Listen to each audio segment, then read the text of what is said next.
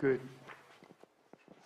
morning, everyone. Okay, we are now ready to begin, and my apologies. We just had a couple things we had to work out to make sure that we could play the video this morning. So, Chair, we are ready to begin when you are. Okay. Good morning, everyone. Thank you for joining us today. September 8th, 2022, Planning Commission meeting. I will call this meeting to order at 9:03, and can we begin with the Pledge of Allegiance? Pledge allegiance to the flag of the United States of America and to the republic for which it stands, one nation, under God, indivisible, with liberty and justice for all.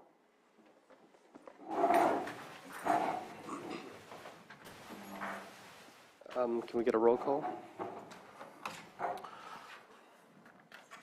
Commissioner Hess? Aye. Here, present. Okay. Commissioner Chavez? Yes. Commissioner Brown? Here. Commissioner Price? Commissioner Field? Here. And can we get a verification of the legal notices? Yeah, all legal notice has been verified on the agenda. And I am looking for approval of the minutes. Mr. Chair, I move that the Commission adopt item 4A, the approval of the minutes from August 25, 2022. I'll second. Roll call. Commissioner Hess? Aye. Commissioner Chavez? Yes. Commissioner Brown? Aye. And Commissioner Field? Abstention.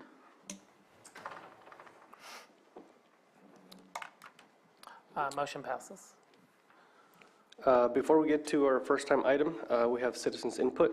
This is the opportunity for anyone to speak on an item that is not on today's agenda or scheduled for a future hearing.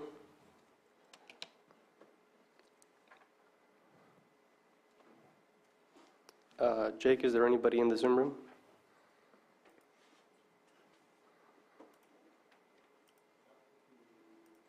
Or Jim? Let me look.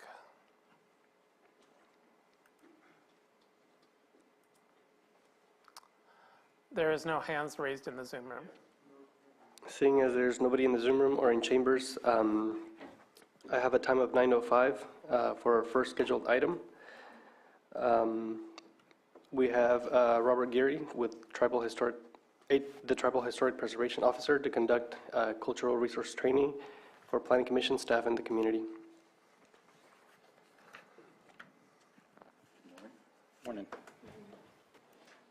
So I guess to start off, I just wanted to say thank you for giving me the opportunity, I think, to come to the commission and give a little, I think, a little update on some of the cultural resources and archaeological law that is put into place, making sure that both state and federal agencies are following, and just really happy to be given the opportunity, I think, to share a lot of information, I think, that has happened over the past years, I think, regarding tribal cultural resources, which are definitely different from archaeological resources.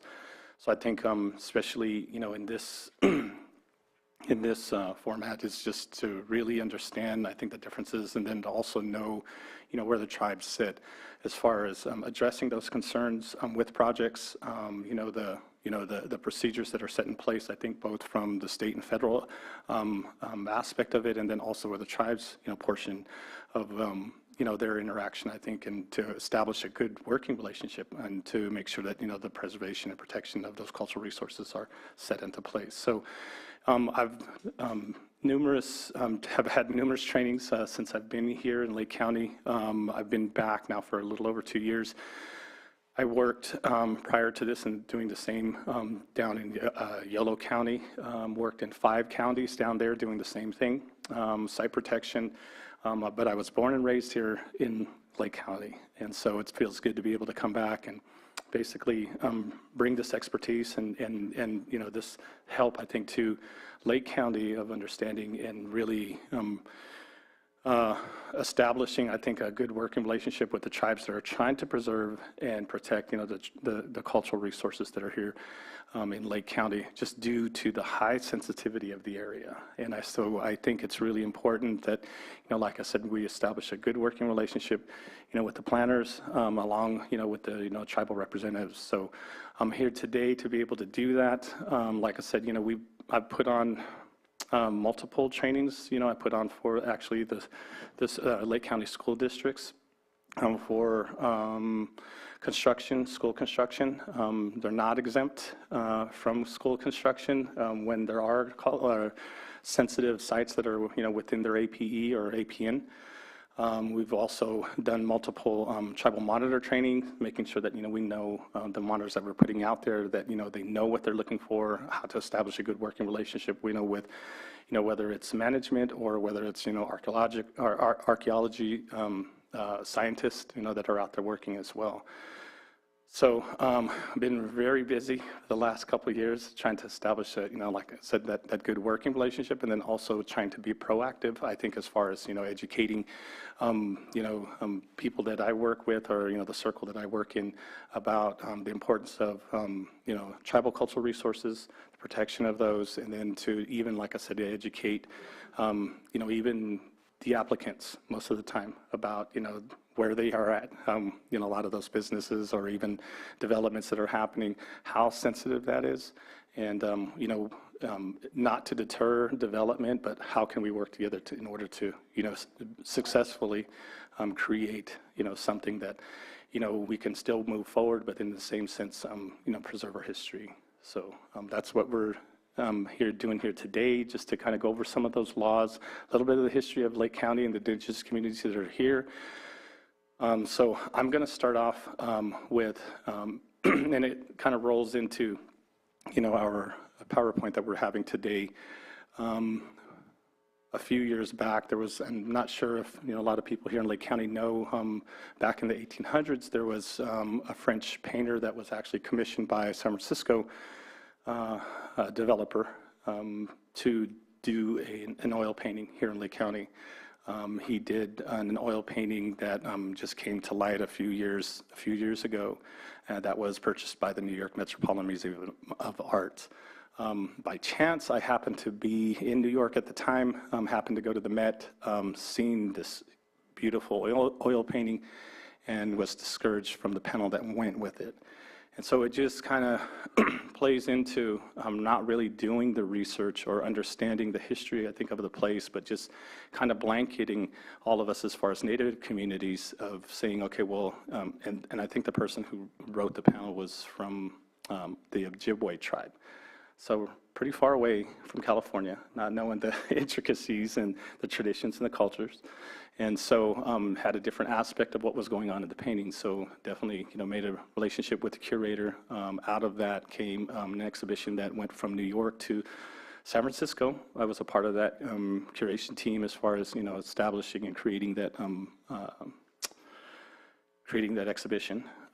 And really That was just recently, right, at the De Young Museum? At the De Young, yeah, correct. That was cool. Yeah, so and it really kind of brought to light, I think, especially for us here in Lake County, we're, kind of out in the sticks. And so, letting people know across, the nation basically about, who we are, that we're still here, and that, Lake County, holds all of this beauty historically and even today.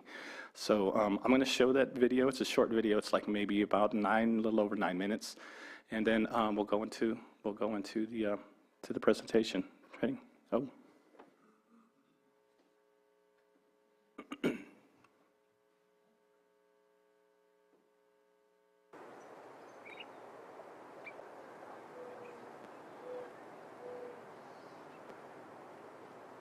When I leave out of town and I come home, I come to the mountains and I see the two peaks on Konocti. That gives me a sense of now that I'm close to being home.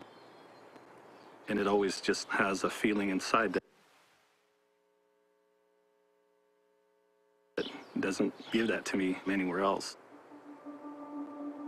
When I was younger, we would walk by mortars and see things that were kind of like left by our ancestors, and just knew that that was just That was who we are. That was a part of us. I can walk out my door and walk down to the lake and still see mortars and pestles and arrowheads, and then I'm connected to that. We've always been here at LM.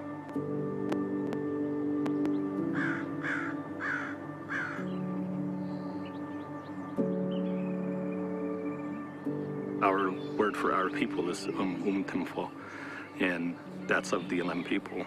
Where we're at, Lem Tsauklo, which is, the LM village that's here. It's different from, the Eastern Pomo, Central Pomo, Coastal Pomo. We're all individual nations. The Southeastern Pomo were all tribes that lived on islands, and we were known as Khamfo, which just means water people. But Khamdot, Alamadan, and Khoimadan were all Southeastern Pomo villages that were on islands. As a community, we strived because there was Khabtin is what we call the lake. It just means big water, but for us it was a huge resource with all that it provided. If you imagine this place without all of the houses, and you look out on the lake and you imagine a lake filled with tule elk and thousands of birds, and you see all of these things in your mind's eye without these houses, people must have lost their minds when they came over. And that's why they said, I want this. This is mine. Tavernier's painting of the roundhouse and the dance inside, it's a very ironic image in a lot of different ways. It's this moment of cultural encounter where you see people coming in to a native homeland and engaging in the business of extracting natural resources. I think it's fascinating that you have the banker and the overseas investor in the dance house during the ceremony. And they are really representing one side of what the ceremony is trying to, sort of eradicate or certainly protect Native people from. So it's definitely a painting that's bittersweet. The ceremony that's depicted in Tavernier's painting is a newer dance that they call Mfongse, and it just means the people's dance. It was something that came after contact. And I think with the dying off of a lot of the native people due to the diseases and enslavement, starvation, the Mfongse was a dance that was to protect everyone from this.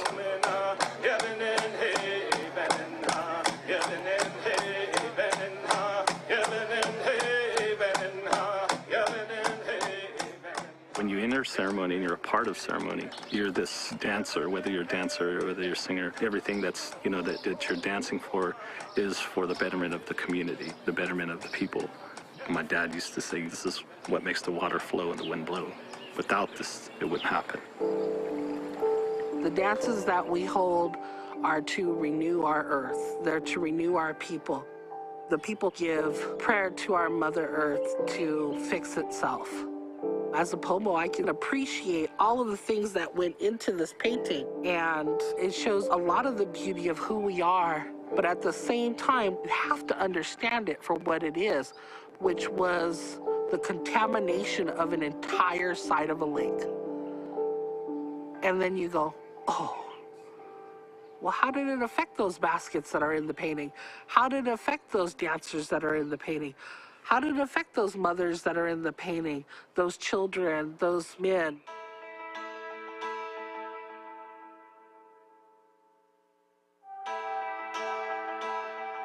Elam Indian Colony actually sits on the mine tailings from the Sulphur Bank mine. So what that means is that as they were digging, all of the little contaminated leftovers they brought over here to the tribe and left them out. And so that causes mercury poisoning. So basically when this mine was open, it poisoned this entire land. You put poison into a land, you're harming your whole lake ecology. So Pomos are a basketry people, which means our plants go in our mouths when we process our basketries. So as we're doing this, we're putting possibly contaminated things into our mouth. So then you're seeing mouth cancers, you're seeing things that are happening with your teeth. So it affected everything. One of the things that basketry enabled Native peoples to do is to perpetuate this real personal connection with the land, the homelands. So the baskets are a real reflection of extensive ethnobotanical knowledge on the part of Native peoples. Really just thousands of years of living with the plants, studying the plants, experimenting with the plants. You really had to understand really intimately the life cycles of everything that was around you and work with those. One of the things that's so interesting to see in baskets that were made before 1800 or in the early 1800s is how large those baskets were. And what that tells you is just how abundant those resources were in the landscape because people had that much material available to them. It helped me understand the scale of change that's happened in California to the environment in just a short period of time. But it also showed me what a huge impact removing Native peoples from the landscape in terms of being able to tend to the land, the way that they once had, has also had on that landscape. Fernie has done a remarkable job of capturing the drama of a ceremony in the roundhouse. And it really is this very immersive experience. I think there's a very satisfying feeling about that, sort of like a hug, you know, that round shape. Especially in the roundhouses that are put down in the earth. There's this real feeling of almost being in a basket. The vision that came for the roundhouse, that it was this basket that was supposed to be in the ground that was going to save the people from all the catastrophes that were going to happen. That's the reason why that it's, you know, in the ground. I'm sorry that people that are seeing the exhibit are getting just a bare glimpse of what the actual experience is like and the power of it. And that power is what helped us survive.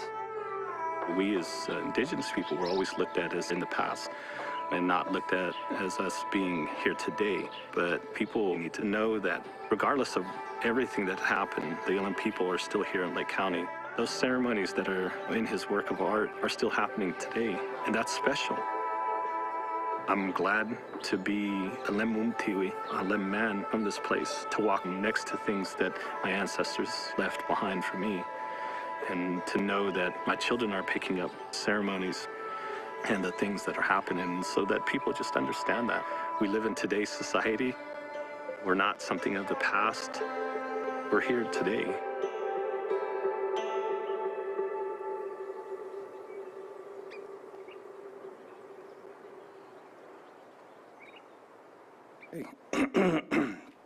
So I think with that said, it kind of falls into exactly like why we're here today, and understanding that the protection and preservation of cultural resources and tribal cultural resources are really, really important. Lake County, to Lake County itself, for the fact that, you know, the Pomo, especially Pomo baskets, are world-renowned. They're all over the world. Some of the most beautiful baskets, most strong baskets. Olive oil as mouthwash?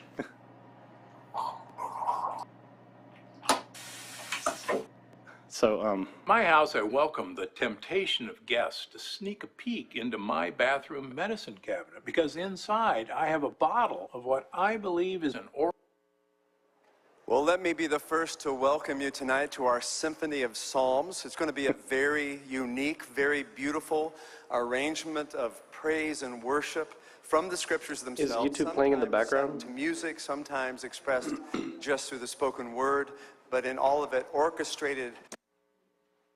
Okay. Sorry about that. no My problem.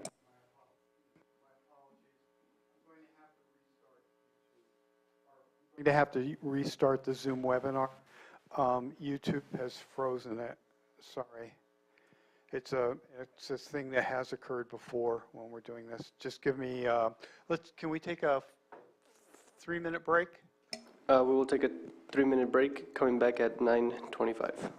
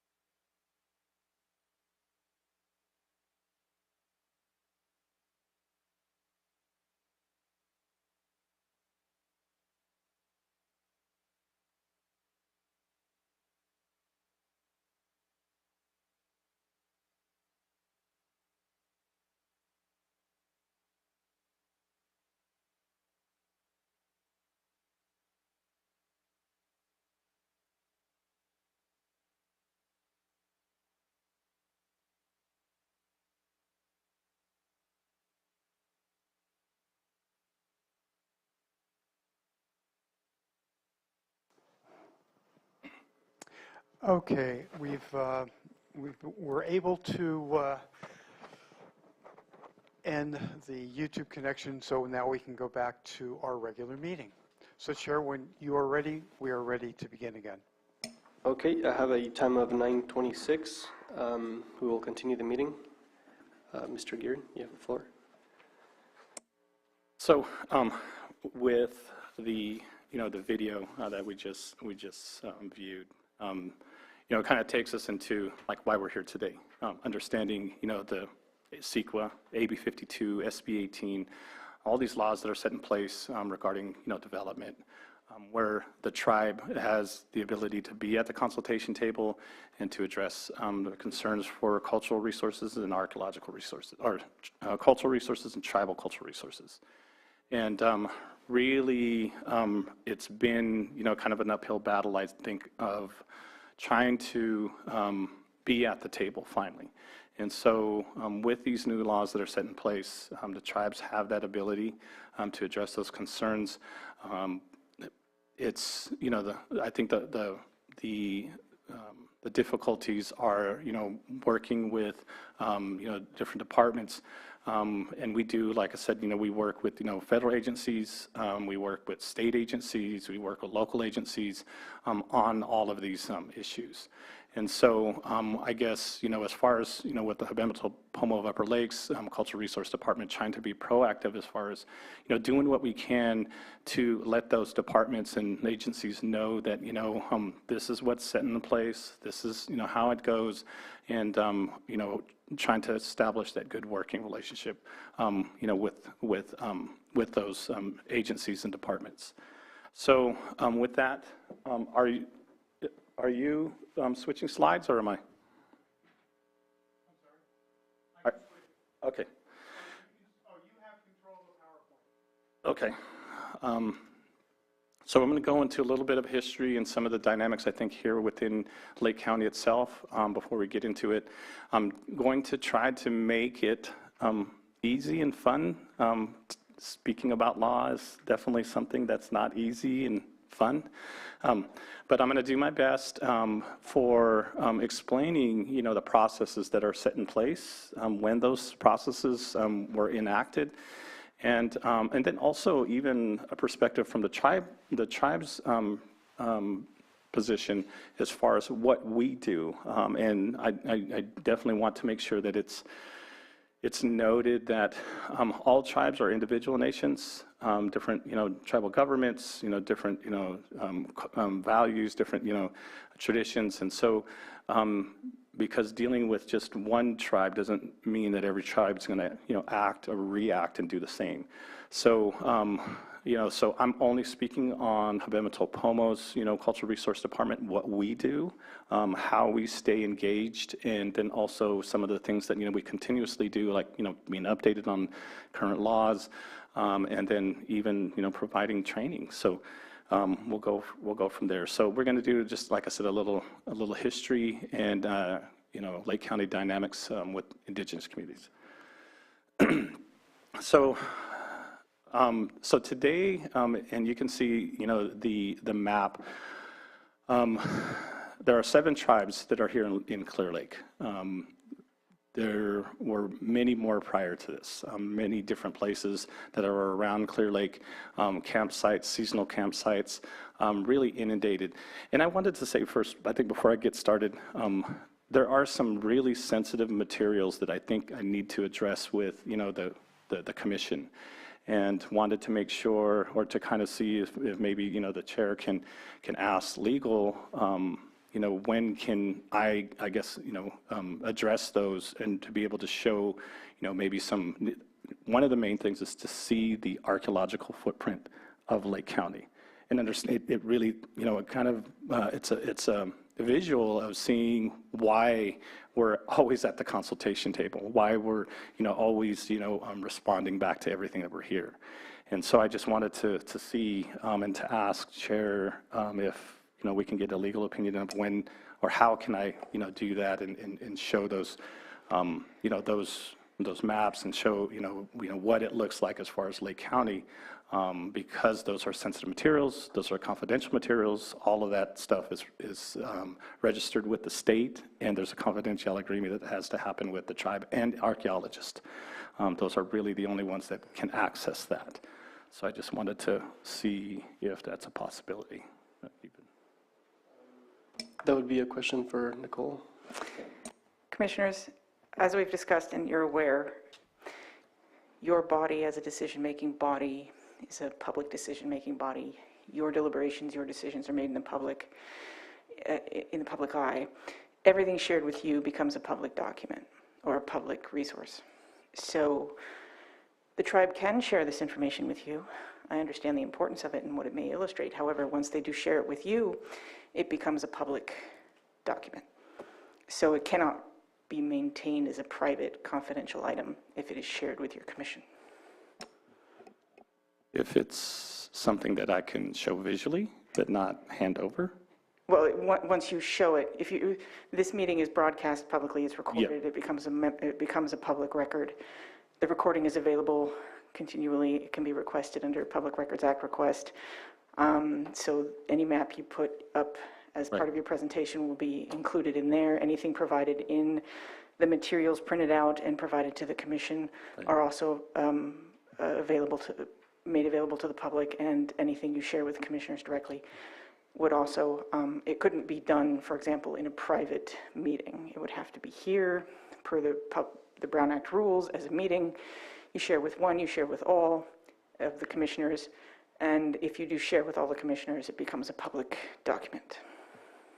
Even out of session?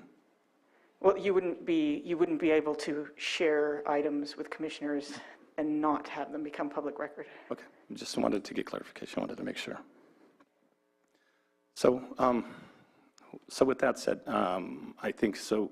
We'll get back to the presentation. So there are 7 tribes that are here within Lake County. Like I said, all different traditions, different beliefs, different political structures, and so they're all even though we're close in proximity, share some of the same ceremonies, different. And so I think it's one of those things to keep in mind, that when dealing with tribes, each individual tribe is an individual nation.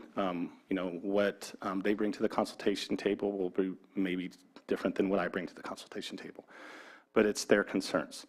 And so just kind of wanted to make that. But the dynamics here within Lake County, we have 7 different tribes that are really close in proximity. So there will even be some shared areas that will take place where maybe you might have multiple tribes at a consultation table. Also, Clear Lake is the oldest lake in North America. We also thought, as far as the indigenous communities, thought it was a perfect place, having an abundance of resources there, to sustain life. Been here for a very, very long time, thousands and thousands of years.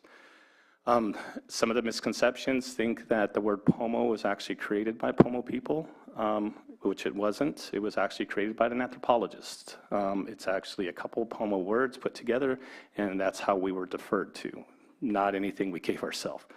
You can hear in the video, Alem Mumtiwi, that means Alem man, Timfo. In my language, it means people. The word Pomo is actually 2 words combined for location. Po is the magnesite bead that is high in value in the Pomo culture. Mo is the word for like a cave or a hole where it was found or mined. And so I think seeing this from Kroeber, he kind of put us all in together because there were some similarities within the languages. So it's like, well, I'm going to call them Pomo, and hence the name. So that's a big misconception. That's not what we call ourselves. Also, the word Kanaktai, a lot of people are under the misconception that all Pomo people call Kanaktai. Kanaktai is a southeastern Pomo word. Southeastern Pomo are from the southern part of the lake. We're all on islands, Rattlesnake Island, Buckingham Island, and Indian Island in Lower Lake. Those were all Southeastern Pomo. Spoke a different language than Eastern Pomo, which is Big Valley, Scotts Valley, Robinson, Upper Lake. So understanding the dynamics and the differences, different languages, different perspectives. So Konoktai, which in our language is actually pronounced Konoktai, actually means old mountain women. From the perspective, from the visual perspective, from the villages from where we're from, you see both peaks. So each peak is an older woman from our creation stories. And so that word Konoktai is actually Southeastern Pomo word, not Eastern Pomo word. My mother is Eastern Pomo from Big Valley. So all my relatives and my uncles and aunts are all from there. But the Eastern Pomo word for Konoktai is Denobatin, which just means big mountain. If you go from the villages over on this side and you look at the hill, there's only one peak because one peak hides behind the other.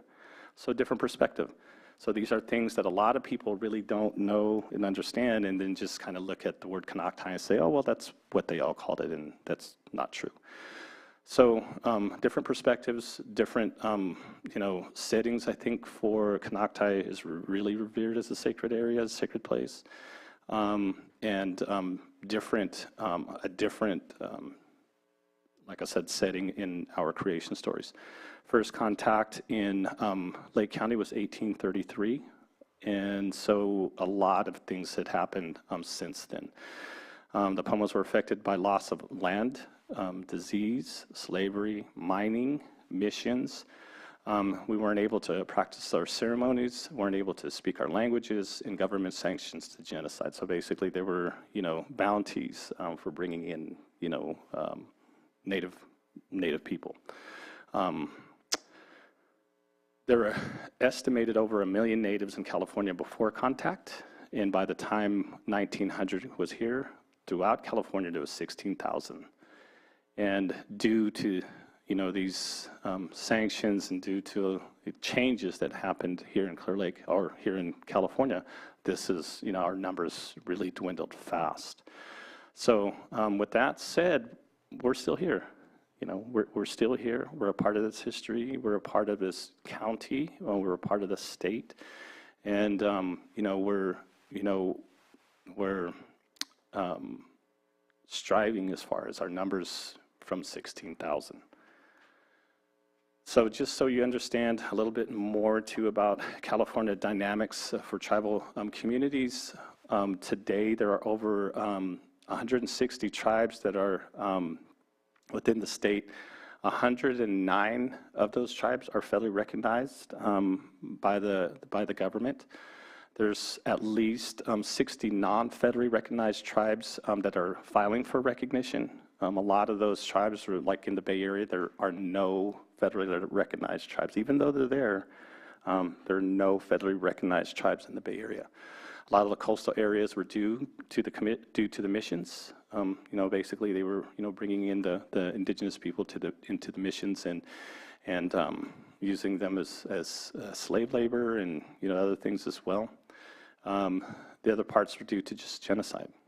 They were basically going in and just wiping the indigenous communities out, basically for the land and the resources. So tribal variations range across the state.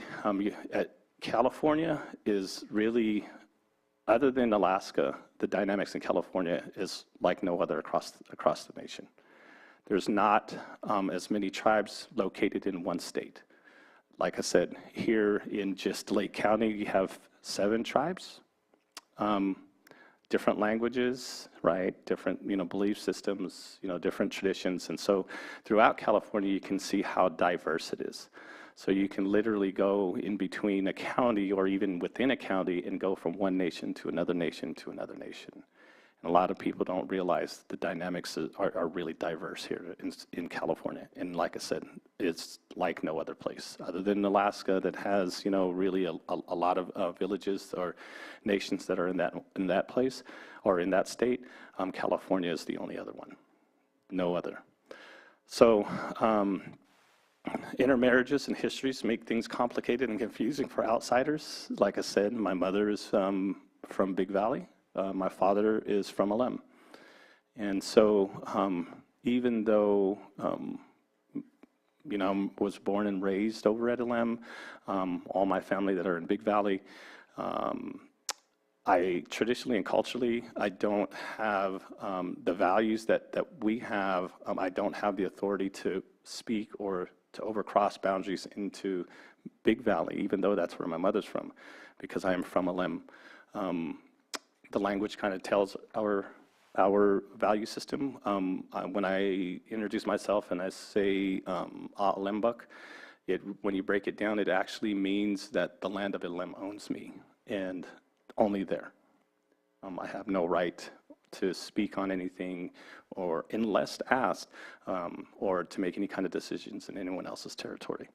That's a cultural value, and it's stated in our language.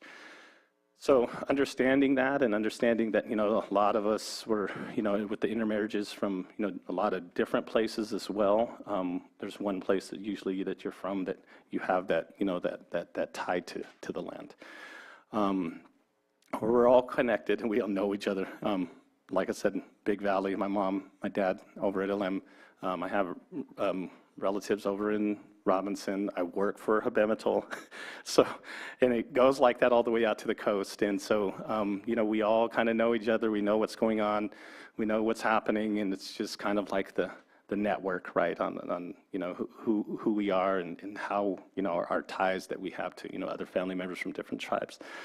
But one of the other things was the boarding school histories and traditions tie us together as well. So, you know, our children at one point, when boarding schools were, you know, set into place, were basically taking those children and taking them into boarding schools.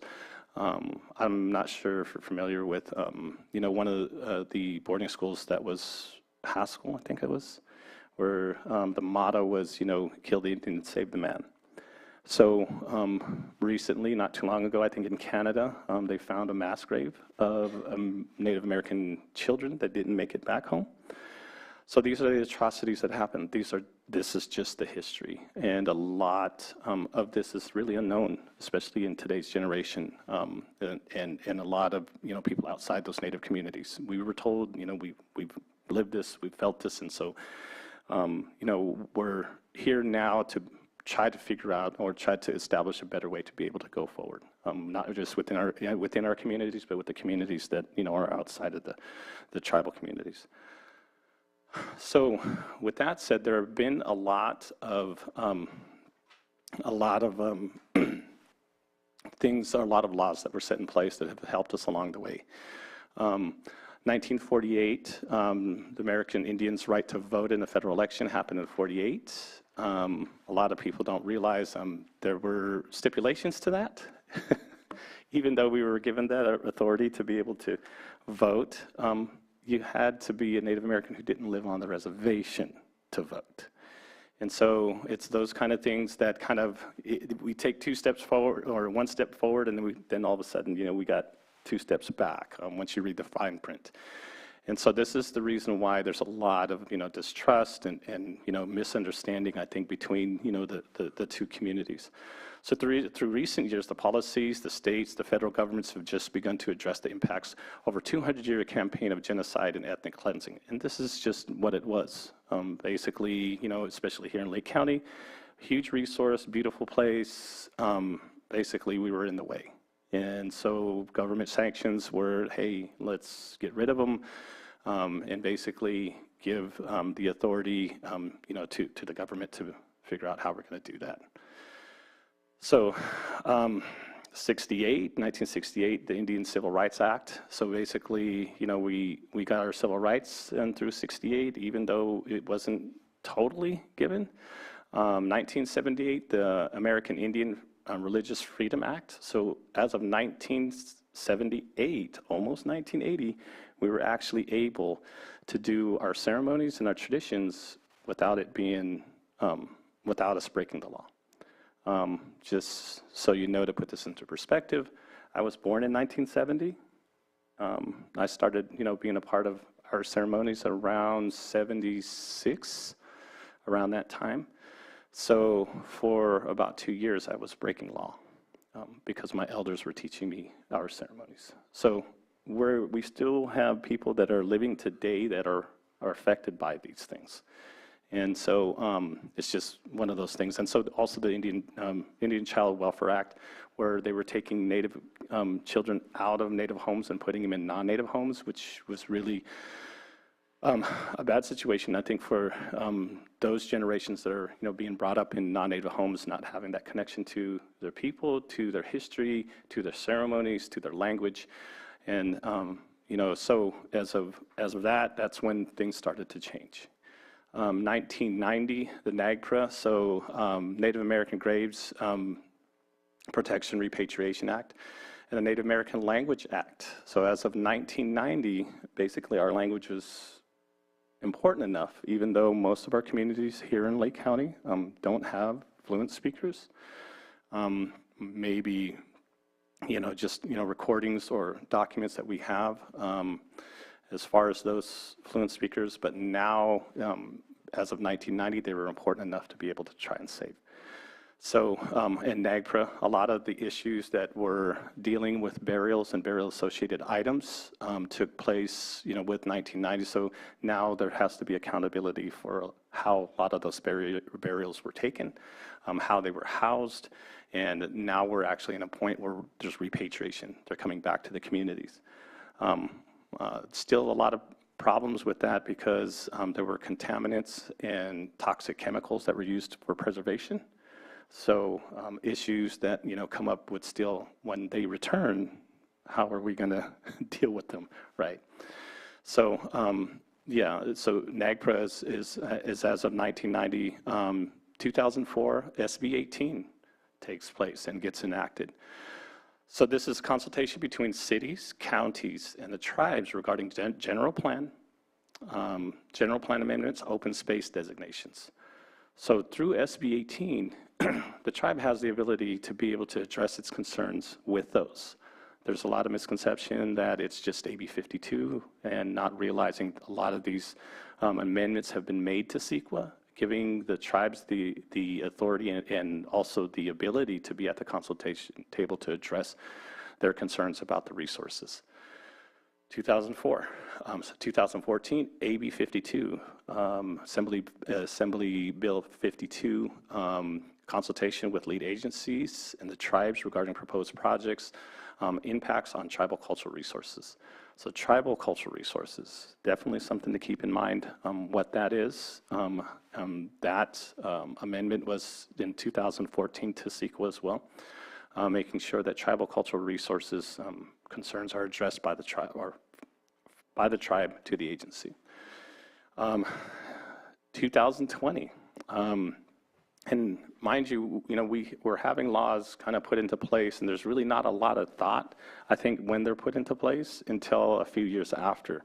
I want to say, so AB 168 is an amendment to, I think it was 2017, where it was the SB 35 for permitting for, which was CEQA exempt for affordable housing.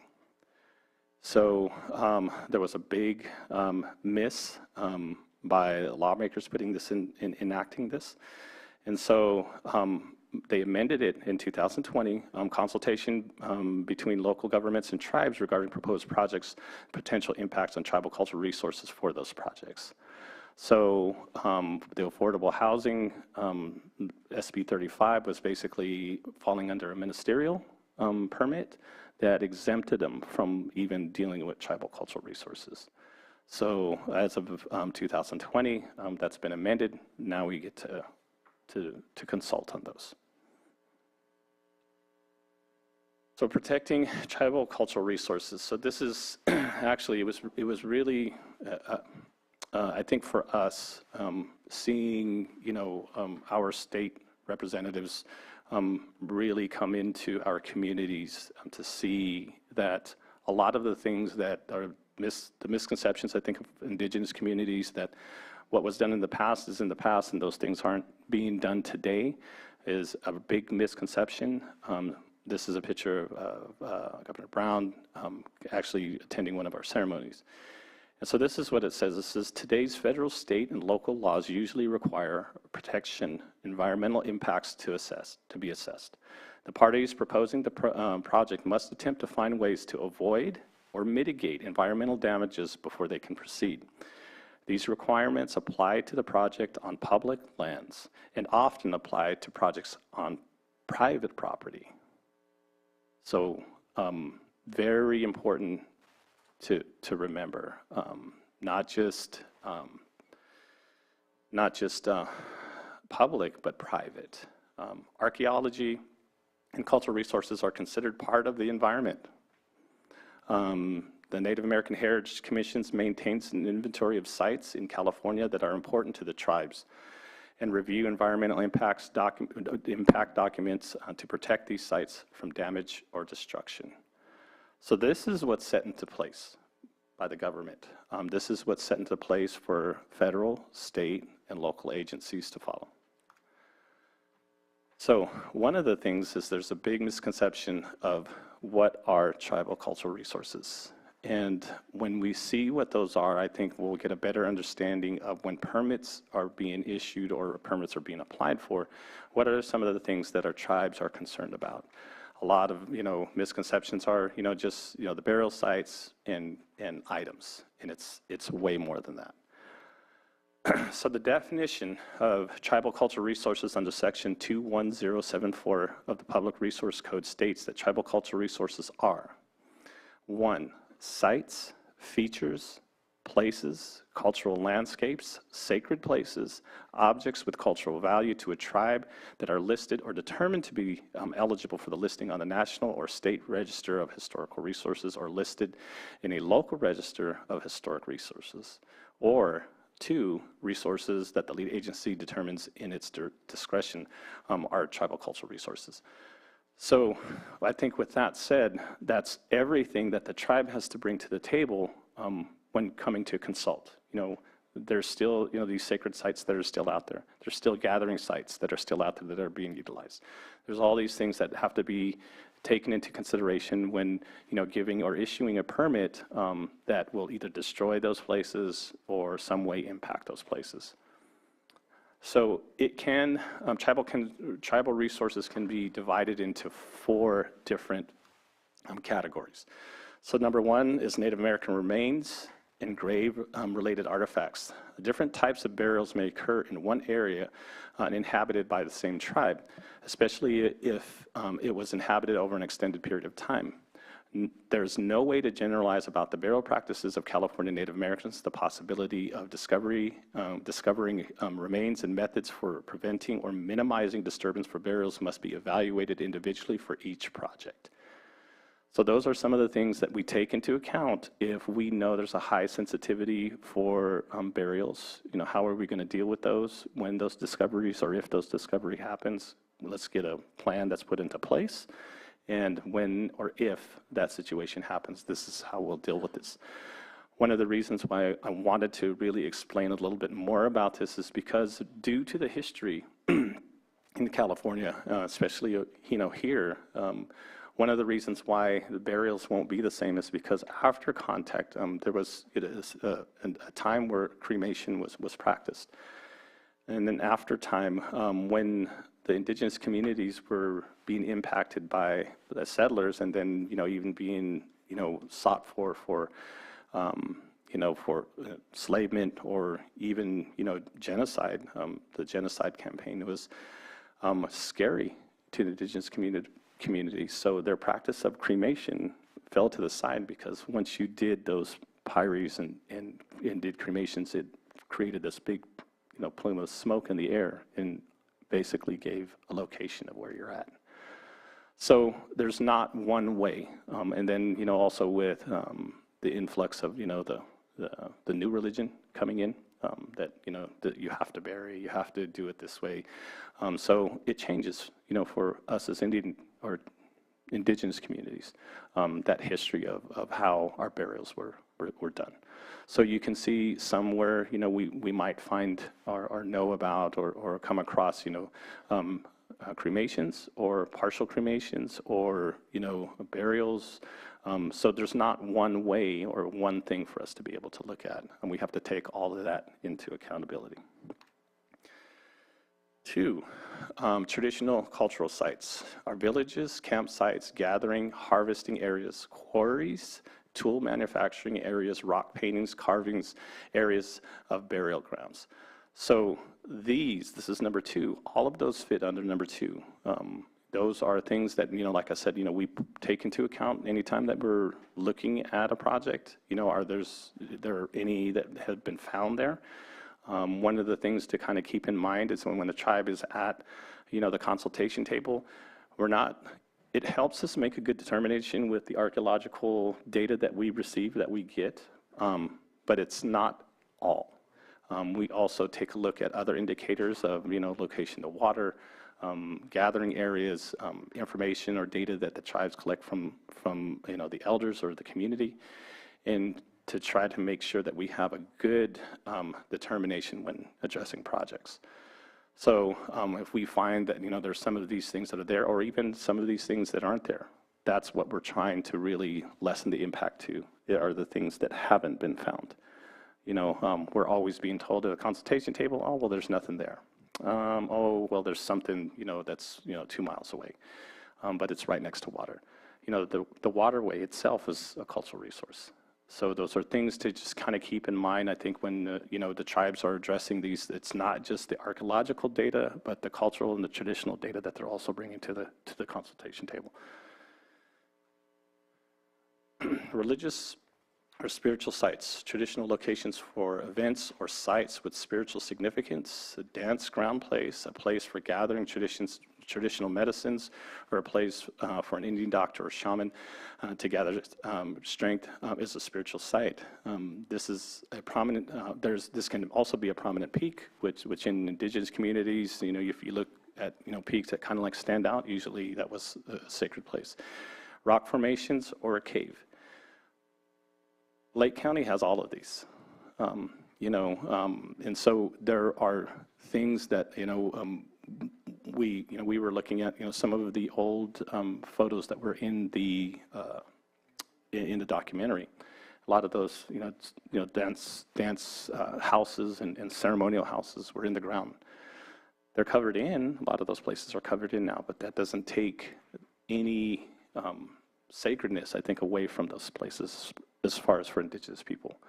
So if we know about those places and we're bringing that to the consultation table, we're making sure that that place is still protected, even though that it's not, and a lot of people don't understand that, even with soil itself, they have this, it's called midden. And so basically soil is created into midden by oils from the body that are absorbed over thousands and thousands of years. And it'll literally turn color. You can literally walk up to an area and see midden on the ground. So it's okay, well, either, you're looking at something for a village site, you're looking at possible burials, those kind of things that are just indicators that when you walk up to a site, you can honestly see. So these are things that, like I said, we bring to the table, and then everyone knows this, right? Artifacts, cultural remnants left by the past peoples. Artifacts often found in California may be made in modified fish or animal bones, shells, stone, tools, or wood. So a lot of these things are being found. We hear, and I can't reiterate this any more than I tell this story all the time, is that every time I go out to a project site, there's someone from the construction company that basically says, when I was little, we used to find thousands of arrowheads, and we used to pick them up, and we'd save them, and we put those, and not really realizing that that's a part of the history of the indigenous people that are from there. That item that was held is an item that was held by an ancestor. And so those are things that the tribe revere really special as far as artifacts and things that are there, bones, and then you also have beads that are part of also burials, burial associated items. So when these things pop up, they are a red flag for us. These are things that like I said, I cringe when I hear that the amounts. And it's here in Lake County. You can still go down by the water and find these things. I hear these stories all the time. But those are the history of the people that are here. Our history is not in the books. In the books, the history that's actually in the books aren't from our people. It's from someone else that wrote the history, but really wasn't from the indigenous people's perspective. So these are the 4 categories that we have, and so I wanted to make sure that you had the handout and that you have something tangible to be able to know and to look at when you have permits that are coming to be heard, and that you can have something in your hand to look at and say, okay, well, what about this, right? Or are these a part of this landscape? Konaktai is, like I said, not just from the tribes that are here in Lake County, but all the way out to the coast. Konaktai is revered as a sacred area. So, why are tribal cultural resources still being found? So, hundreds of thousands of indigenous people in California, for that fact. Like I said, prior to that, millions. For tens of thousands of years, the constructions of countless village centers, religious ceremonial sites, and houses. So these things were being constructed all the time. It's not just the main villages, but there also were seasonal villages. So different places of the year the tribe would go and stay because maybe the resources were abundant during that time. So they're all over. And I think here in Lake County, because just the resource itself, the lake, really I wish I can show you this map, because it basically looks like Lake County has chicken pox. Every archaeological site that's there is a red dot. You almost couldn't see too much land underneath those red dots. It's that sensitive. And so those are things to keep in mind, I think, when permits are being applied for and consultations are being scheduled, that this is the information, like I said, that I know that I'm bringing to the table, along with the information that the tribal elders are providing, and then even some of those sites that are still being utilized today. Like I said, the gathering for plants, ceremonial areas, people are still doing. So those old ceremonial areas, the old roundhouses, the old sweat houses, all of those are still around. They're in people's APNs. And so anytime that we hear a ministerial permit, it always makes me cringe, because they're trying to make sure that there's no way that we can address those. So when somebody puts in landscaping or a pool or those kind of things, and they run into it, there's really I wouldn't even know about it because it falls under exempt. And so we're trying to get to a point where we can change that.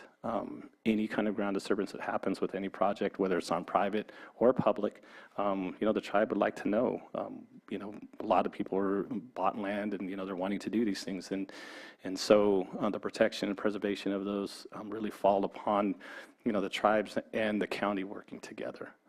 So these are definitely some things I'm hoping that will change in the future with the ministerials, that we'll be able to address those as well.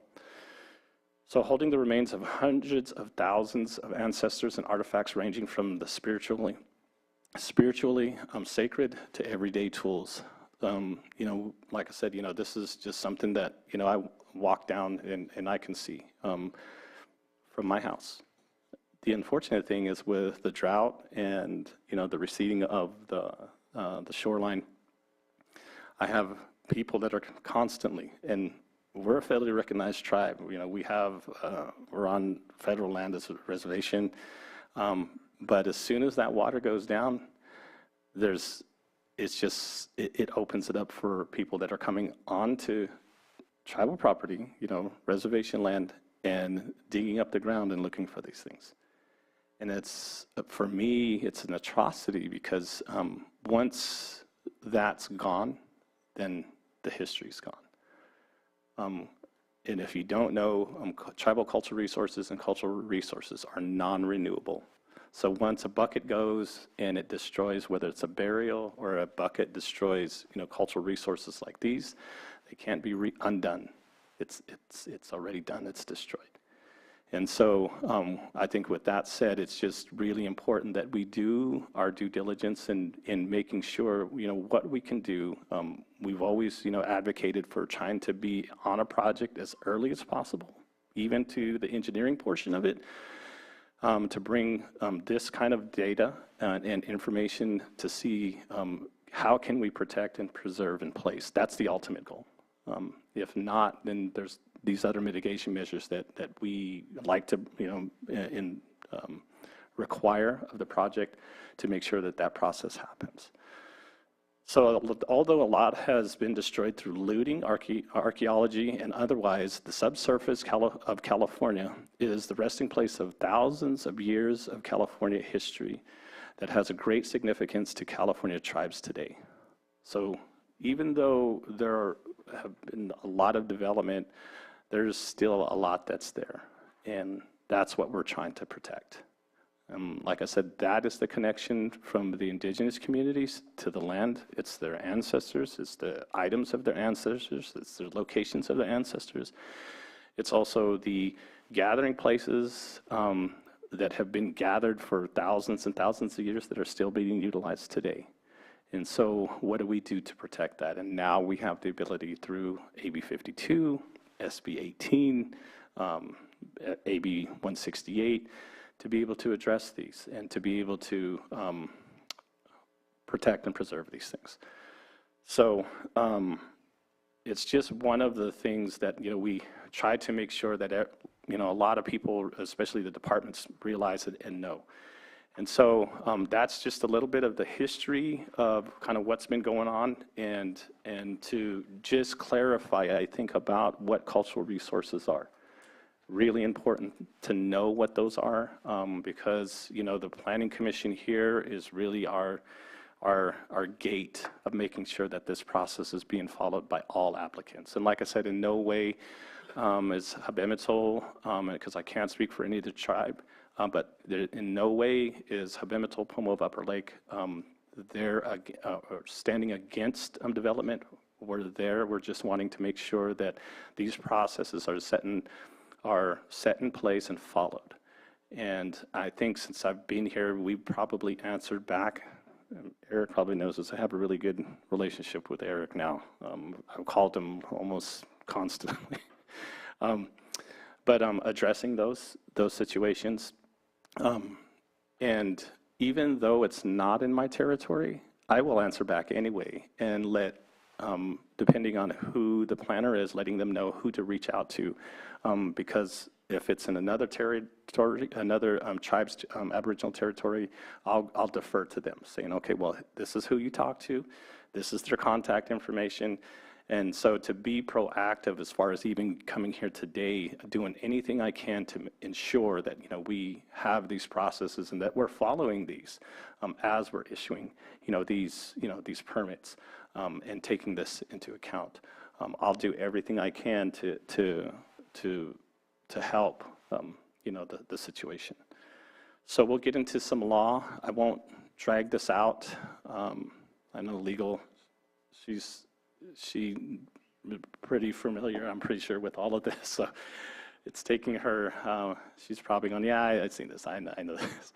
But I think for all of us, it's very important for us to understand and know the laws that are there. So in 1966, the National Historic Preservation Act, Section 106 is a legal authority that applies to cultural, historic, and archaeological resources. So as of 1966, this was set into place. There's actually things that have been set into place where when people break these laws, they're actually, they can either be convicted or fined. But it's just making sure that there's the agencies that are out there to enforce these. And so we've been proactive, like I said, we've worked with, the school districts, we've worked, with the counties, we've worked with, federal agencies, and we've even actually done a portion on archaeological crimes with the sheriff's office. So anything and everything we can do to be proactive is what we're trying to do. So 1966, like I said, something was set into place to protect these. 1970, California Environmental Quality Act, CEQA, the National Environmental Policy Act, these things were set in place in 1970. The unfortunate thing is, with CEQA, it was there to protect the environment, but it really didn't address or give the tribes to be able to address its concerns. Everything was archaeologically based. And so something else needed to happen. And you'll see as we get down farther. And then in 1979, we had Archaeological Resource Protection Act, ARPA. And under this law, this is the law that really gives the ability to convict or to fine. And so definitely something that I think that needs to be discussed here at a legal level of what happens when this happens, because there are so many resources here in Lake County, and to ensure or to make sure that our community knows this. Like I said, there's, as soon as the water recedes, we get people out of the sun that are just like on the shoreline digging and looking for things. I've had that encounter face to face, and a little scary, but in the same sense, gratifying, because it makes me feel good to take a stand for the history of my community and my people.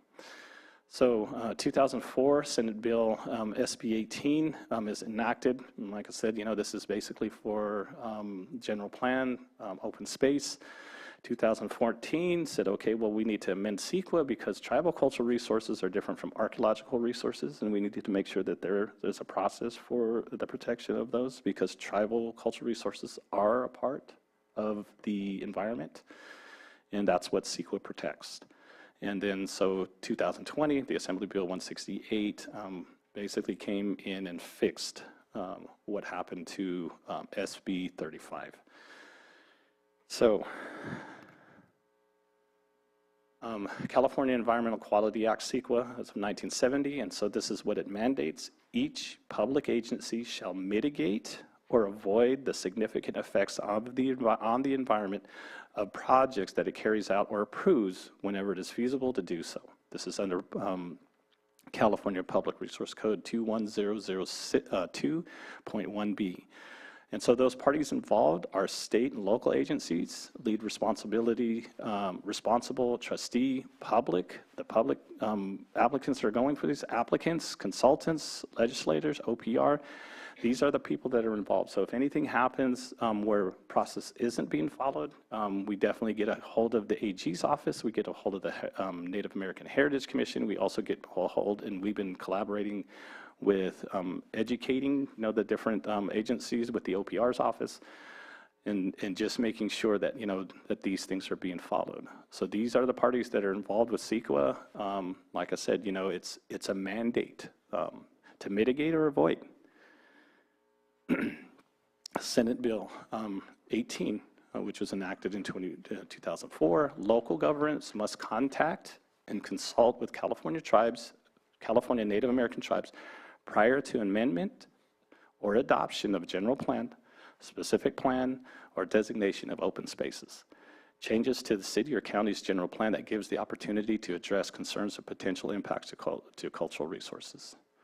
So I think with that said, because there's a lot of open space, a lot of parks that fall under this. And so I think it's really important to know, because a lot of these parks are really in choice areas where there are high sensitivity for archaeological sites.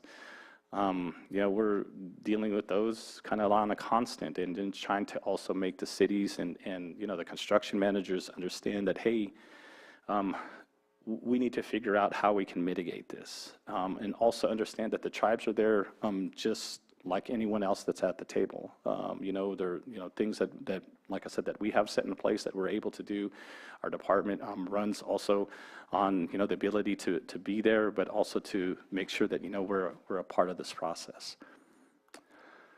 Assembly Bill 52, AB 52, 2014. So the purpose of identifying and avoiding preserving in place or mitigating impacts to tribal cultural resources during the development of projects via the Sql process. That's one of the things I think is really important with AB 52, and I say this all the time. The ultimate goal is to preserve in place. If there's any way that we can continue to go through without disturbing or moving soil of a sensitive area, that's the ultimate, and that's the goal that we want to get to. I think one of the things that we have to understand, and I'm really detailed as far as a lot of the historical on a project site. What's the history of fill? Tell me where you got the fill from. If you bring in fill from a different sensitive site into an area that wasn't sensitive, now you have two sites, and that's happened. And so I ask a lot of questions. We want to make sure that I make a good determination on how sensitive that is, how much participation the tribe needs to have, and make sure that everyone's done their due diligence as far as trying to, trying to understand how significant impacts to tribal cultural resources could be with a specific project. So, and these are some of the prerequisites for AB 52 consultation. Applies to any project for which a notice of preparation, a notice of mitigation, mitigated negative declaration, or notice of negative declaration is filed. A tribe that is traditionally and culturally affiliated with the geographic area where a project is located must have requested the lead agency in question provide notification to the tribe of projects in the tribe's area of traditional and cultural affiliation. So usually that happens with a letter. And so I would think that was like the first thing I did as soon as I got back here in Lake County. I wrote the planning department a letter letting them know that under AB 52 we want to be notified about all projects that happen in the county for consultation if needed be, but that notification letter, request letter is actually needed in order for that to happen. So that was one of the first things that I did. So, and then, like I said, we get, notifications for every project, but we'll consult just on the ones that are affiliated with our cultural, our Aboriginal territory. AB 52, consultation procedural requirements. So these are some of the things that, even on the Native American Heritage Commission, these are the best practices, and these are the things that are kind of like how it is set into place for consultation under AB 52. So the tribe's request, and this is what I was talking about earlier, in order to participate in AB 52 tribal consultation, the tribe must request in writing to be notified by lead agency through formal notification of proposed projects in the geographic area in which the tribe is traditionally and culturally affiliated. So that has to happen.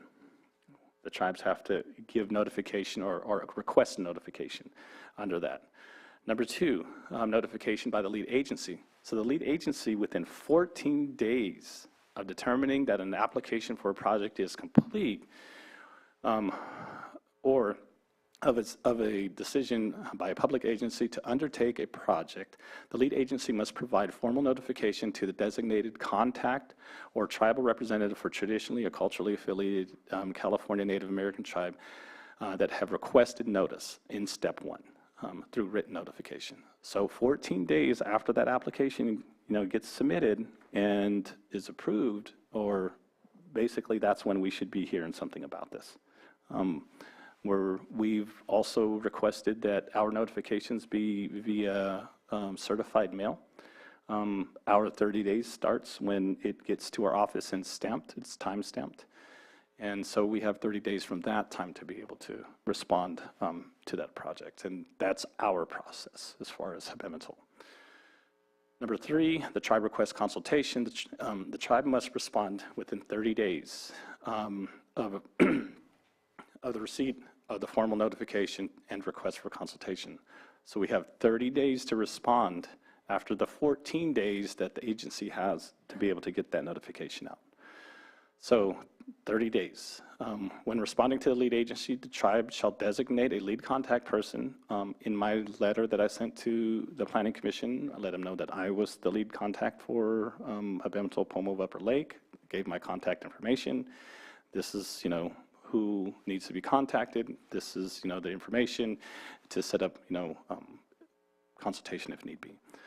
If a tribe does not designate a lead contact person nor designates multiple lead contact persons, the lead agency shall defer to the person listed on the contact list maintained by the Native American Heritage Commission. So just because there's not a response or there's no one, I think as far as contact information, that the agency gives up.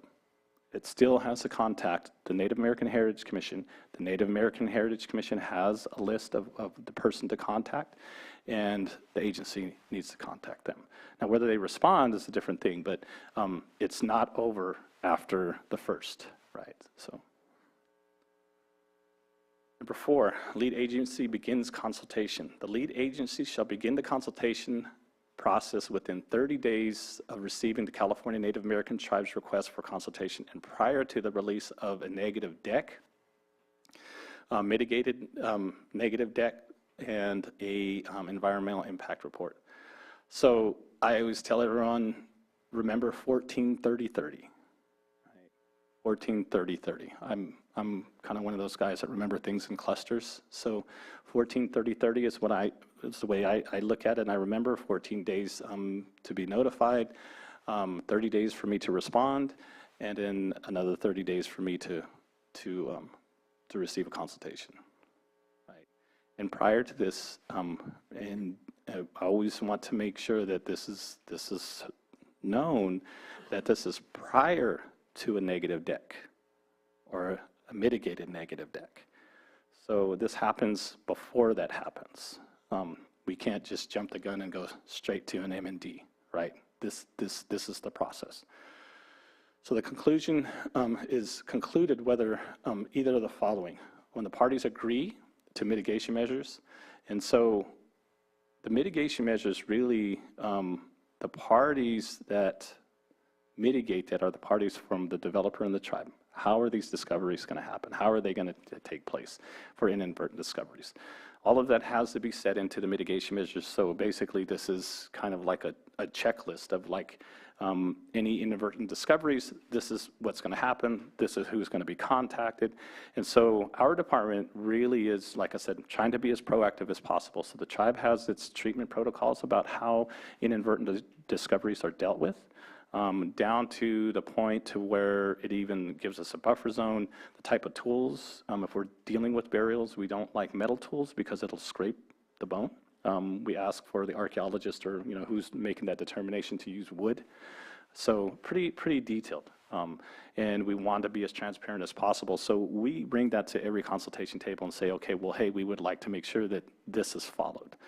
We're still trying to figure that out about how to make sure that we incorporate that.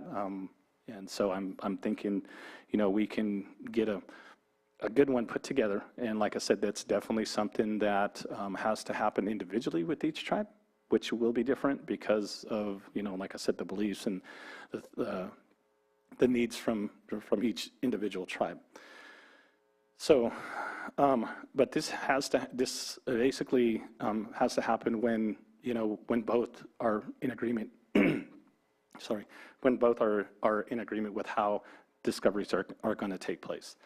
So I think with that, I would like to also, kind of mention that sometimes, I know for myself, I like to make sure that, or try to request that we keep consultation open until the until the project is finished, for the fact that if there's any reason that we need to come back into consultation, if there's something that maybe is not put into the mitigation measures that we encounter, like how do we deal with that, right? One of the big misconceptions is that the archaeologist is the expert and basically has all the say of how everything's going to go, and now we're starting to say, well, no. We want to collaborate with the archaeologists as far as making sure that the requirements of the tribe, some of the concerns of the tribe, and that a plan is put into place with collaboration of both archaeological and tribal concerns. So, AB 52 and SB 18, tribal consultation procedural requirements. How does the tribal consultation begin? When SB 18, local tribal governments, this is definitely something to remember. With SB 18, local tribal government contacts the tribe about the opportunity to consult. The tribe has 90 days, not 30, 90 days to respond to that consultation under AB 52, or SB 18, I'm sorry. So under AB 52, the lead agency contacts the tribes and has a request notification for project within 14 days of that application being complete, or the agency's decision to undertake the project. The tribe has 30 days. So SB 18 is 90 days for the tribe to respond, and AB 52 is 30 days. So how long does tribal consultation last? And this is the reason why I always ask this, because, like I said, we just never know what's going to be found, how we're going to deal with every situation. So under SB 18, there's no statutory limit on how long that consultation lasts. AB 52, same thing, but the environment documents cannot be released until the consultation has been initiated. Not complete, initiated. So we have to make sure that box is checked, that we've consulted, we've addressed the concerns, whether there's agreement or not agreement, but we can actually still be in consultation through the life of that project, depending on what's agreed to.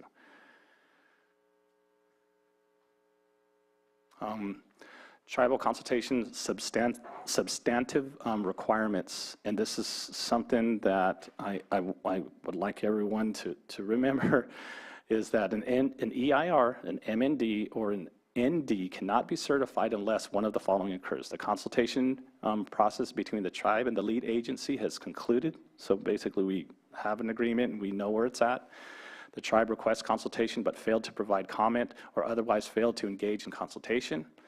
If the tribe doesn't respond, the lead agency provides notice of the project of a tribe, and the tribe fails to request consultation within the 30-day zone. This is the only way that it can happen. So I am getting, like I said, as far as where MNDs and a lot of things prior to even being notified. So we just kind of got to keep this process in mind of making sure, because usually in an MND and an ND, even though we still get to comment at those periods, a lot of it is due to the fact that we need to just make sure and ensure that there's culturally appropriate mitigation measures, because now we're dealing with tribal cultural resources that are set into place. And like I said, archaeologists, I applaud them for all the hard work and things that they do, but coming from a traditional and a cultural perspective of how to deal with whether we're talking about burials, burial-associated items, sacred areas, those kind of places, they're not going to have that knowledge. And so tribal cultural knowledge is also substantial too. Mr. Geary, Yep. if I could just take a moment, I'd like to inform the commission as to what our processes are currently in the department. In the last few weeks, we've been working within our department to sort of get clarity amongst all staff on the procedures, because proper notification and participation by the tribes is a priority as we process our projects. So when we take in a project, if we can already see that it's going to need an initial study, say a neg deck, a mitigated neg deck, an EIR, we automatically send the AB 52 out right at the beginning. This is in order to give plenty of time for them to get back to us to request a consultation. For projects that we do not immediately anticipate needing an initial study, so that would then prompt a neg deck, a mitigated neg deck, or an EIR, but we don't see anything that would cause that, we are still going to send the tribes the request for review, our RFR, which is our beginning step in determining completeness for the project. At that point, the tribe has the ability to respond to that RFR saying, hey, we know there's there are resources in this area, we need a consultation. And that works that way too, because there are 5 ways to not be able to qualify for a categorical exemption, which is usually what we're assuming it's going to be if we do not determine that it needs an initial study. Then we're usually going towards categorical exemptions. There are 5 things that can disqualify a project from qualifying for a categorical exemption, one of which is historic or cultural resources. And so that way, what our goal is to have the tribes notified whether or not we think it's going to require an initial study and then a mitigated neg deck or a neg deck, so that we're not missing anything. So that's our current policy right now. Thank you. Oh, one more thing. Sorry. And I'm so appreciative of Mr. Geary's efforts to help us all get onto the same page, because as a result of our conversations, we also have more detailed questions that we have included in planning project permits. These are all specific to ground disturbance potential for any project. We've also shared it with the Water Resources Department, so they can now insert it into their lake bed management or lake bed project permit applications.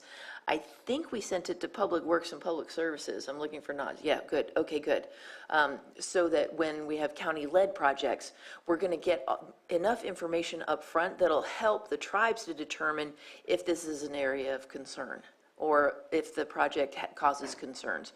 It's all meant to improve the efficiency both in our communication and in our project processing times. Thank you very much. Thank you. That's really good to hear. I'm happy with that. So yeah, that really makes it a lot easier. The RFR, I guess my question is that still a 30-day response? Typically, RFRs are on a 15-day response because by law we have 30 days after we receive the project and the fees and open the file. We have about a 30-day time period to determine completeness. That's prior to launching our initial study. Okay. So there's still going to be plenty of time because we rarely will ever do an initial study turnaround in like 30 days.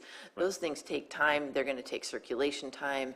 And so, yeah, but typically the RFR is just a 15-day turnaround time. Okay, great. So as long as I still have the timeline for the IS and notification for it, I'm happy. So, okay, so I'm hoping I'm like making this, you know, a little more, I guess, understanding as far as from the perspective that, you know, when we're talking about, you know, consultation, what is expected, I think, from our standpoint, and, you know, how we're looking at what's set into place to follow.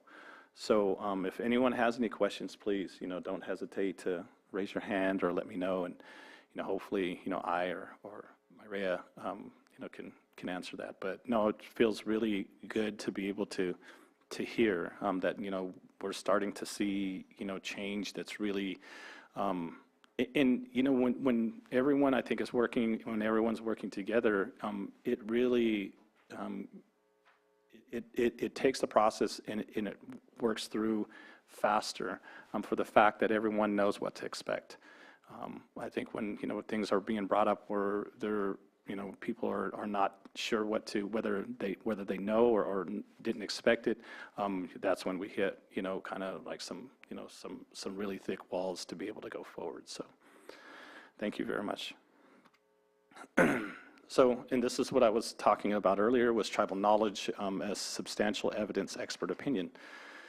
So CEQA says substantial evidence includes fact, a reasonable assumption on prediction upon fact, or expert opinion supported by fact. So this is Public Resource Code 21080 E1, and then CCR 15384. AB 52 says California Native American Tribe, that's what CNAT stands for, acronym for, traditionally and culturally affiliated with a geographic area may have the expertise concerning their tribal cultural resources. This is under Public Resource Code 21080.3.1. This is what really is important, I think, when consultation happens. Anything that the tribe is bringing to the consultation table is not just the scientific data, I think, that's held with the state and from the standpoint of an archaeologist, but also the data and the information that the tribe has within its own community of, sensitive areas, certain areas. So that is definitely something that's brought to the table and needs to be looked at as far as substantial expert opinion. So the legislature found that and declares that because Sql falls under a sufficient degree of analysis, tribal knowledge about the land and tribal cultural resources at issue should be included in an environmental assessment for projects that may have been a significant impact on those resources. So I think with that said, there's a lot of times that, we're not a part of the process when an EA either is being done or even, the tribe's not consulted. Every tribe will deal with it differently. I know we went out on a few where we did get notified by the archaeologists that we're just going to go out there and do a survey about, what they were doing. It gave us an opportunity to really look at, the area with the archaeologist out there, and was able to have a little discussion about, or have a discussion about the concerns before even get to the consultation table. So in that ARC study that's happening, at least it's known and noted in that report that, the tribe was a part of it, what their concerns were, if they had any, and that they were a part of that document. So, but like I said, not all tribes, will partake in that, because a lot of the information that comes from the tribal communities are same thing. It's data that the tribe is kind of sometimes reluctant to put out there. They can still be vague. They can just say, okay, well, it's but there are areas that are in there that's significant to us. So, like I said, dealing with, I think, with tribe on an individual basis is something to keep in mind. So considerations, archaeological information is not the same or a substitute for tribal cultural resource knowledge. So with that, just keep in mind you still have people today that are in the indigenous communities that still have that tribal cultural resource knowledge, people that are still, like I said, gathering, people that are still, hunting, people that are still, utilizing or utilizing or a part of the land and taking it, or continuing their cultural connection, I think, to land use. So the best practices is consider tribal cultural knowledge as substantial evidence, the tribal cultural practitioners, leaders, elders as subject matters experts.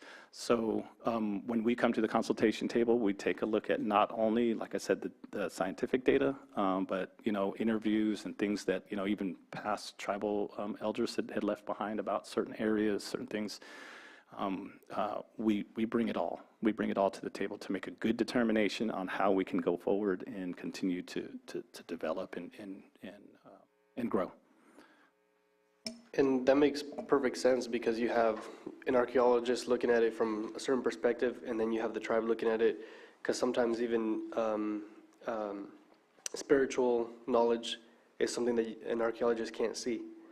And I think it's very important, and I appreciate you being out here and teaching us all this, because a lot of the time it's information that we don't think about in that sense. So. Yeah. Thank you. Yeah, no, like I said, we're trying to be really proactive, I think, as much as we can.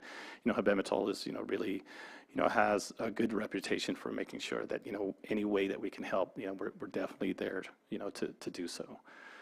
So, under CEQA, again, CEQA mandate, each public agency shall mitigate or to avoid significant effects on the environment of projects that it carries out or approves whenever feasible to do so. California Public Resource Code 2100.1b. CEQA makes environmental protection a mandatory part of everyday California state of every California state and local agency's decision-making process. So definitely something that, all the agencies have to take into consideration and follow as far as, when issuing permits, that, these boxes are being checked. Why Sql Matters, current laws create a process to assess what is left of tribal cultural sites and do not further damage during the development process. So these agencies are the agencies that, we've worked with, and so, state, county, cities, water districts, maintenance, Caltrans, CHP, CAL FIRE, every agency that is actually out there, even if it's the maintenance crew, that's going to go out there and dig poles for new signage or whatever it is, we want to know, if those areas, and like I said, as far as our department is really detailed as far as, let me know, what kind of equipment you're using, let me know whether the equipment has wheels or tracks, because once, the tracked equipment turns, it really eats up the ground. And so, those stories that we get that are, we find buckets and buckets of arrowheads or, something, we have, that's what we have to go off of, and those things are laying up on top. So, pretty detailed. I know I probably asked Eric more questions that he's cared to answer for me, but it's just one of those things. So confidentiality agreement, we definitely make sure that, we require that under Public Resource Code 2108 2.3C1. Tribal cultural resource information submitted by the tribe during CEQA process shall not be included in the ND, MND, or EIR or disclosed to the public without consent of the tribe. This is, due to, loot hunting and the taking of tribal cultural resources, the selling of tribal cultural resources. So, so Public Resource Records Act exemptions, so those are the exemptions. Use a confidential appendix when putting them in. If it's agreed by the tribe can consent in writing to public disclosure. Lead agencies and responsible agencies can share confidential information. So also under Public Resource Code 2108.3C2A, lead agencies, applicants, consultants, and tribes can share tribal cultural information confidentially during consultation. And I do that all the time. I definitely bring a map of the actually APE or APN, and just to show and make sure that the developer knows I'm not here, making anything up. These sites are actually registered sites that are with the state and should be in the archaeological study that's submitted for, a project. So they know, how sensitive an area is. And like I said, it's hard, because indigenous people knew the resources that were here, and there's, cultural resources everywhere here in Lake County. Legal duty the legal duty of care not to disclose confidential tribal cultural resource information to prevent looting, vandalism, and damage to the TCR. And this is the reason why we don't really want to divulge too much. And then even at consultation, we let them know that this is confidential.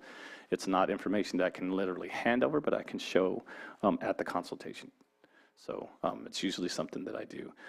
Under PCR 2108.2.3C2B, confidential requirements do not apply to cultural resource information that is public. The applicant already has it before it is provided to the tribe.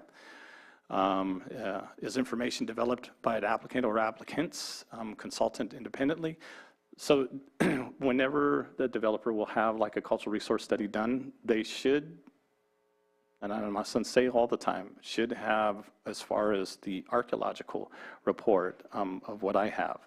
But I've found that isn't always true with some of the projects that I've had. So I like have my maps.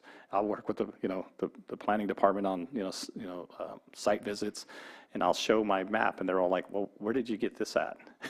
And it's like, this is what the information. All the information that they have is not necessarily there. So it's kind of like we want to make sure that the archaeologist is doing its due diligence as far as making sure that it's labeling and it's also, pinning all the, pertinent information in the report to make a good determination, not only by, the Planning Commission, but also, for the consultation to happen and be effective. So these are the confidentiality requirements that, that we go by when we're consulting under AB 52. So SB 35, affordable housing. So this is what I was talking about earlier. And a lot of this was really big, especially down in the south part of the lake. SB 35, which is, like I said, enacted in 2017, created a streamlined ministerial approval process for certain affordable housing development proposals seeking review. Streamlined proposals are exempt from CEQA, which we took a really big hit, for a couple of years there. SB 35 exempted a selection of sensitive sites for approval through the streamlined process. So those sites were lost. We lost those because we didn't have the ability to be at the table. 2020, an amendment was made under SB 35, which is AB 168, under Section 1. There was an oversight in Senate Bill 35 in that it did not consider the potential destruction of tribal cultural resources listed on the historic register or potentially eligible for listing on historic registers. And then B, the legislature desires to correct the oversight without losing any of the protections of the Assembly Bill 52 process, which is contained within the California Environmental Quality Act. So thankfully, this was amended. So we are, now, as of 2020, have that ability to be at the consultation table when dealing with affordable housing development. The unfortunate thing is that there are a lot of, cities that really don't know too much about this because it's, so current. So it's just making sure that everyone's, like I said, and this is one of what our department does, is making sure that we're, we're updated on new laws, new amendments that are set into place, and why we need to be at the table. And it's not always an easy one to, the cities or counties letting them know that, hey, I think you're overlooking a law that, has been amended. So we do it in a friendly and in a good way, but also, in a way that, we're not going to back away until, we follow this process. So we have, law that's set into place. National Environmental Protection Act. So a lot of this is federal. And so this is just, stuff I know. Pardon me. I'm sorry to interrupt, Sure. but if it pleases the chair, we would like to request just a brief break, maybe a 10-minute break. This seems like a good segue since we're going from state law now to national law, and we can continue in 10 minutes, if it's okay. It is 10:48. We will come back at, we'll just make it 11, That'd be so great. 12 minutes. Thank you.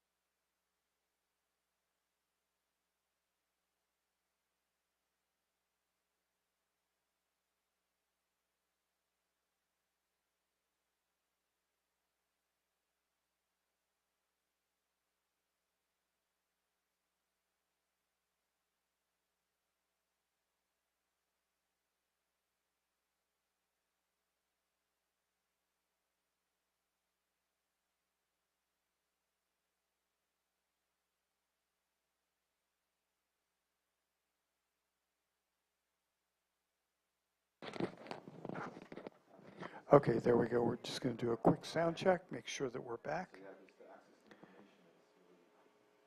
Okay, great. All right, then we're back. Yay. All right, thank you, Jake. Thanks for being there.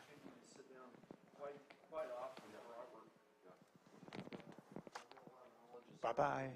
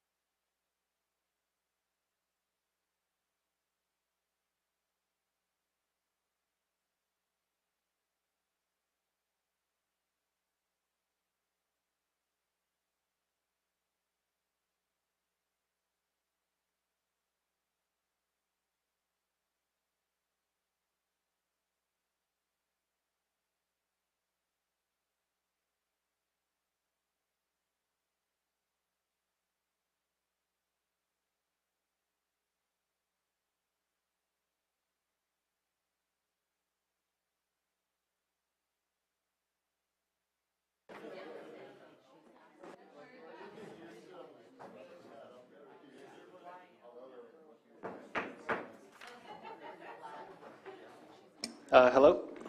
Kate, we are ready to continue with our meeting. Are we good back there? Okay, so the time is 11:02, and I would like to open the meeting. And wherever we left off, Mr. Gear, whenever you're ready. Okay. Okay, so we're still going over law, so bear with me.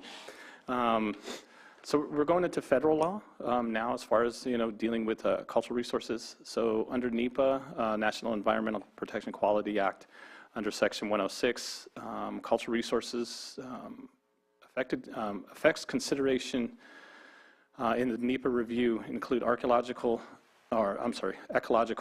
aesthetic, historical, cultural, economic, social, and health effects. So anytime that under 106 consultation that happens, these are basically the criteria that has to be that need to be evaluated.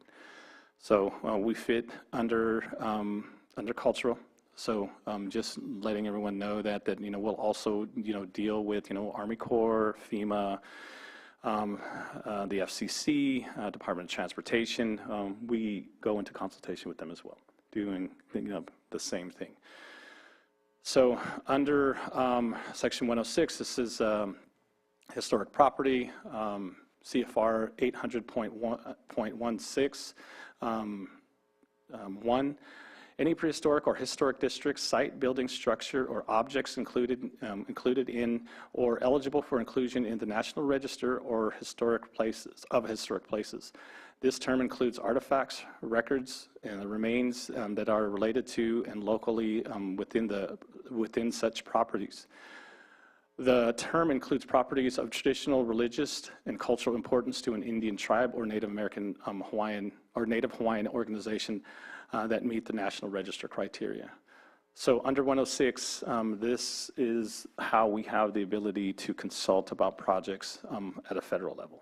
So we are in consultation with a lot of the fires that have been happening, with FEMA and other federal agencies. So it's not just state and county. So we're kind of talking to a lot of people. Archaeological Resources Protection Act. So ARPA, this is really a thing that we are trying to educate, and I think really trying to push for, especially for the county here, because cultural resource-wise, it's rich here in Lake County.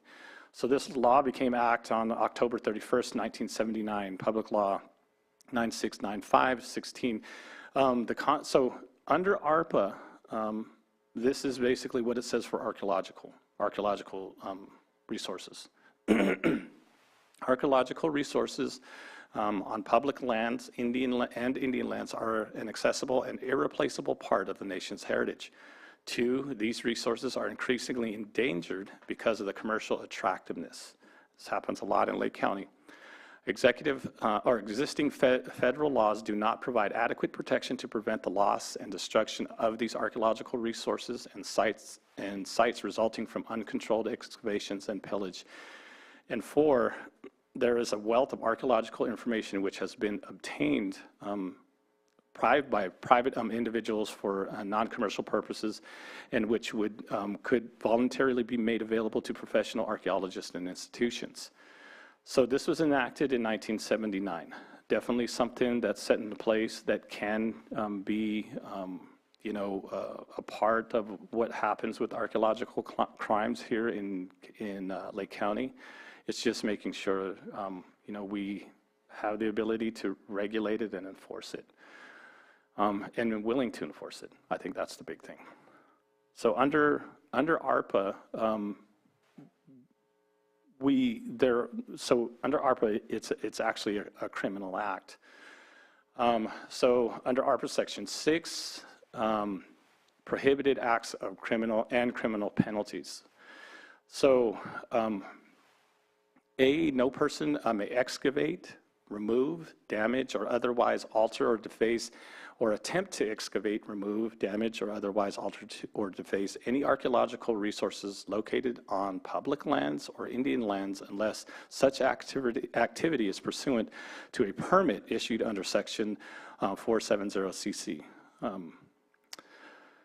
of this Act. So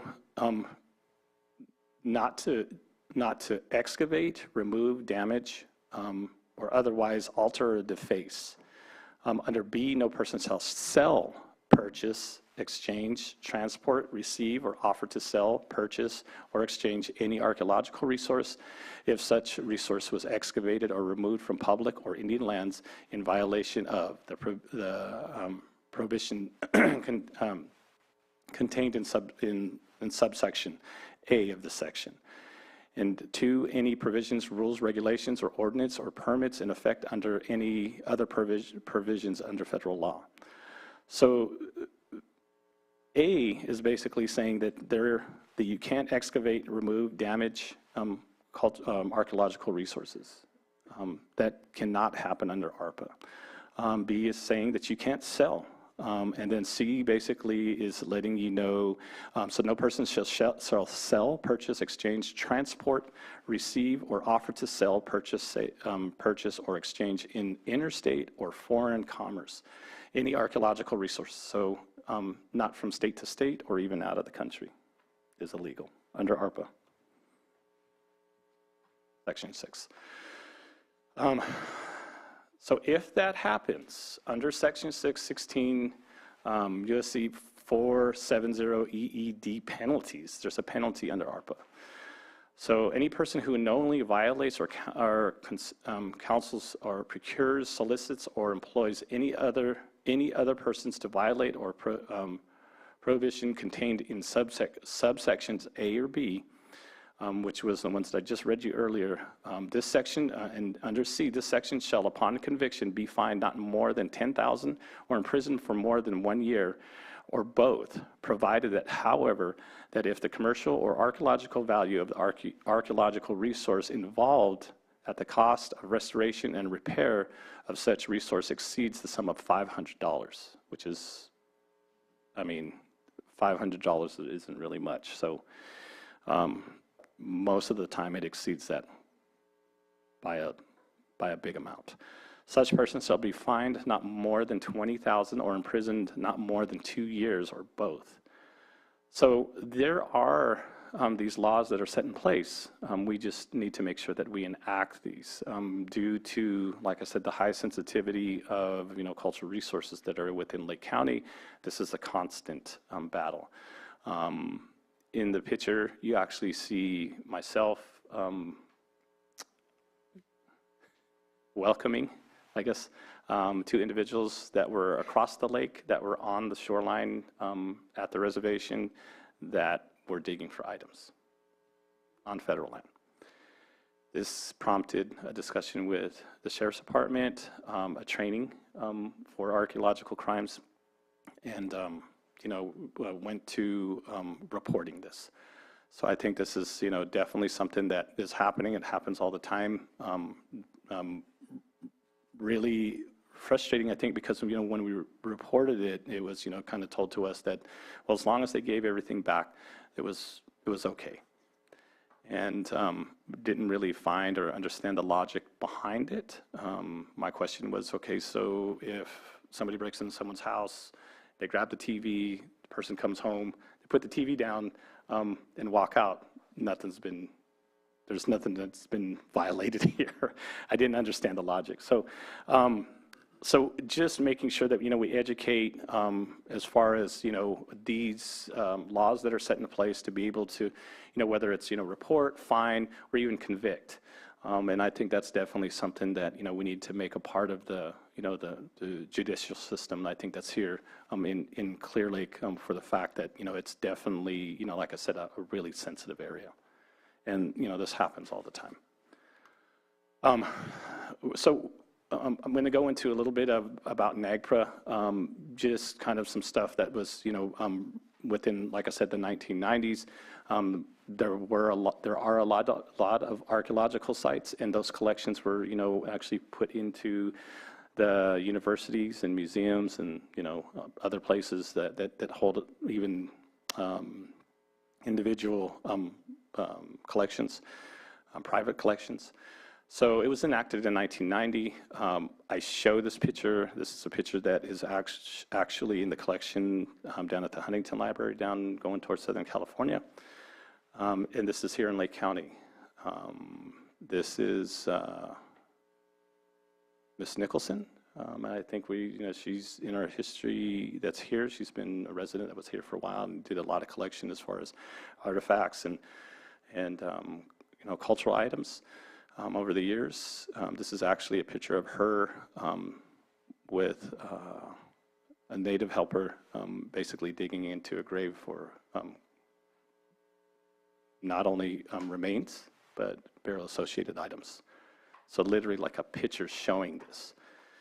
And so this is exactly why NAGPRA is set into place, making sure that, we can get those items back and returned.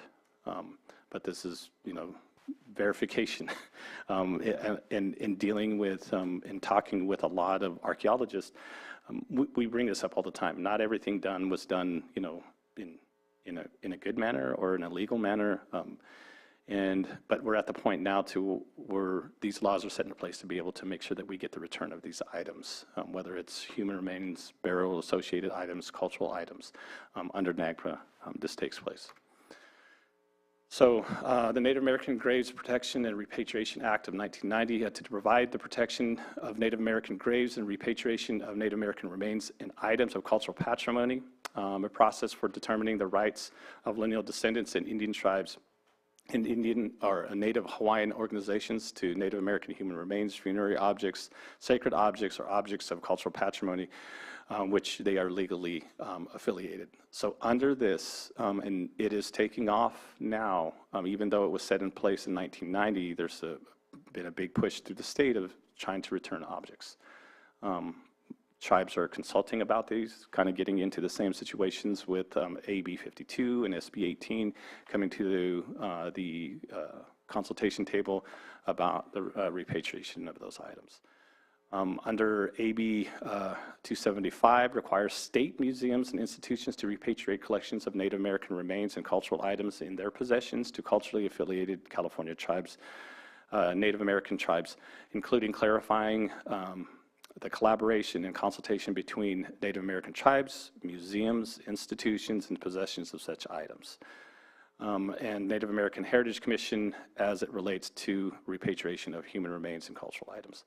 So now there has to be, under AB 275, regulations of making sure that, there's documents of these items of how they were obtained, making sure that they were obtained legally to be in, and if not, and the tribe deems the objects or even, the remains significant to repatriate, then they go into consultation and getting the return of those items.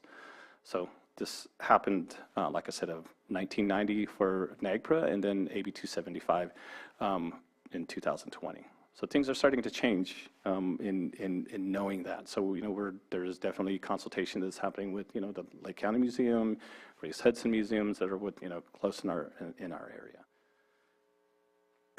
This is so I think we're going to go now into, and we don't have that much longer, but we're going to go now into how do we, as far as the Cultural Resource Department over at Habemetal, lower the impacts to cultural resources. What are some of the things that we do? And so, and to make good determinations and to work well with the agencies and different departments of, state and local and federal agencies that we consult with. So consultation and mitigations for potential impacts, that's always an important part that we do. If we know, a lot of people kind of look and kind of go, okay, well, what's sensitive for you? For our department, we look at a half mile out. Really kind of depends on whether or not the proximity to water. Other really good indicators for us, when there's a confluence of water. that come together. So things that we kind of keep an eye out for, even though there might not be an archaeological site that's within a half mile of an actual APE, if we see some of those other indicators for us, we'll say, let's consult about this, and we'll go and dive into our data and bring those up at the consultation table. So with that said, like I said, I think it's really important to remember, we're not out there to rediscover something that has already been found. We're out there to try to protect things that haven't been found. So really, a kind of a really important message to keep in mind when, I'm consulting with tribes. Tribal monitoring on projects, project ground disturbance to lower impacts. If there are areas where we feel, especially a lot of projects don't have archaeologists that are on site when ground disturbance happens. So we like to incorporate tribal monitoring out there when that happens. So if an inventory discovery happens, and this is just due to history that we've had with construction companies, that they won't stop if no one's there. They'll just continue to go through. And so normally what we like to do is try to ensure that, we have that ability to have a tribal monitor that's out there on site for projects. We also bring maps. We map areas and sensitive areas that are either in the APE or close, and bring that to the consultation table to let not only the developer, but also the agency staff know why we have concerns.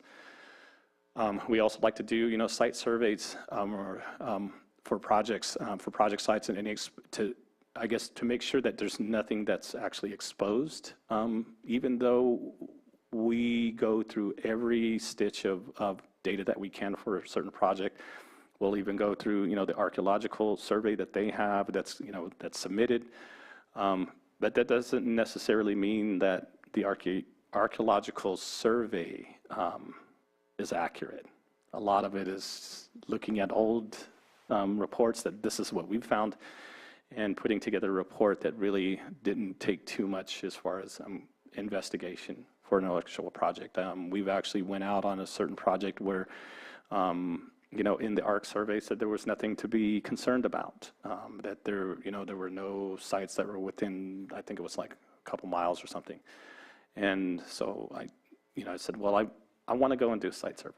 I want to go and see it myself. And as I pull up, there's literally like pestles and mortars in the landscape around the house of where the project is. And just was kind of upset, because those resources are now in that APE that are a part of what was going on there and wasn't noted. So we make sure, and here, we have, treks that we follow. Sometimes we'll have a few monitors, we'll go out there and we'll just walk and kind of see, especially where there's places that are disked or ripped for development. Those will definitely pull anything that's underneath the surface up to the top. So we'll walk these and see if anything's exposed, different colors in soils. To make a good determination on how sensitive it is out there. Cultural sensitivity training for construction workers, just to be proactive. That's a minimum of what we do. We actually train our monitors to do cultural sensitivity training, who all's out there, who is all on site, what they'll be doing. We give them what we're out there looking for, letting them know the different types of soils that we're looking for, items, potential for, human remains, burial-associated items, and then give them instruction, like if something comes up, if we happen not to be there, these are the contacts. This is the process to follow. So no one really has that ability to say, well, we didn't know, right? So you got our number, but this is who to contact. And so we just feel that if we are really proactive in letting everyone know, like this is the process, this is who to contact, it'll go faster. If not, and the work has to be shut down because now we have to wait for an archaeologist to come on site, then that's what has to happen. So if we can get it to where they're working with us, and like I said, usually at those trainings, that's when we hear, all the stories about, well, we used to find thousands of these arrowheads, or we used to find, we found, these mortars or pestles, these rocks, or we hear it all the time. So if we can enlighten them and educate, especially the boots on the ground, for what they're out there doing, hopefully the next project that they're on, they come across and they'll know, and it's happened, we'll get called and say, hey, we found something out here, and they're not even in our area, right? So we'll call the appropriate tribe and let them know, hey, you should probably go out there, they found something out there. But I think it's through good working relationships and being proactive as far as like letting, everyone know, what we're doing out there and some of the things that, to be concerned about. To collaborate, projects, so we also have, we collaborate with the archaeologists that are out there, I think, in making sure that, any things that's happening, because like I said, a lot of projects that we don't have archaeologists that are on site. So with that said, I think that, there's an understanding of knowing, and we tell all the contractors, if we don't have an archaeologist that's out here and something's found, basically, construction has to stop until that determination. If we have an archaeologist that's out there, we can collaborate together to make a determination and figure out how it's going to go forward faster. But if I'm waiting for an archaeologist that's contracted from Sacramento or San Francisco, I'm waiting for, a 2.5-hour drive for them to get up there and make a determination. And that's not on us, but it's on, who was contracted for that. So we always let them know to keep that in mind and to conduct, like I said, site surveys, as much as we can, to go out there and identify anything that's, already exposed or, on top. It's definitely something that helps us make a better determination on how sensitive it is that's out there. Because we'll ask questions. We'll ask questions of like, oh, well, how did this get here? Oh, well, we found it, down by the creek, right here by the house. So then we know, right? And usually a lot of those things are not registered. They're not a part of an archaeological site. These are just things that people find on their own. So we actually take that data and we map that too. We'll ask, we'll do like a little interview, like, okay, well, where did you find it? Show us, give us a location. We work with a Garmin unit that gives you a UTM, a location from a satellite, exactly like where you found it. And we'll take that back and we'll put it, so if there's another project that happens down the line that's like near that area, that will actually pop up on our map and kind of, okay, well, something was found here. So just ways to be proactive. So what do we do as far as, the Habemetal Pomo of Upper Lakes Cultural Resource Department? We stay current on federal and state environmental laws required for the protection of cultural resources. So NEPA, CEQA, Section 106, AB 52, SB 18, NAGPRA, AB 275, anything that has to do with the protection and preservation of cultural resources, we're like constantly reading. And it's not only myself, but, I have staff where, our lead monitors, making sure that, they're also following that as well. We consult with federal, state, and local agencies about the impacts to cultural resources for permitted issued projects in culturally sensitive areas. We mitigate the process for inadvertent discoveries on projects. We collect and research archival material of the tribe's history and their Aboriginal territory. We record data from the tribe's elders and the cultural community of the Habemetal Pomo of Upper Lake. We create maps of culturally sensitive areas within the tribe's Aboriginal territory for each project to help make good determinations. The land surveys for exposed, we do land surveys for exposed resources prior to construction. And we train and prepare tribal monitors for each project. And we get them through certifications as far as for making sure that they are OSHA certified to be on construction sites for safety. We also mandate that they have HAZWOPER training for any kind of chemical spills or any, toxic, projects that, happen to be in an area where, we have to be concerned for those things. HAZWOPER is also a requirement for, a lot of the fires. So for us to be out there. So we try to make sure, or we make sure that, our monitors are trained in, soils, what to look for out there, cultural landscapes, the type of plants, vegetation that are out there, indications, like I said, waterways, give them every thing that we can really kind of get them to be aware of when they're actually out there monitoring.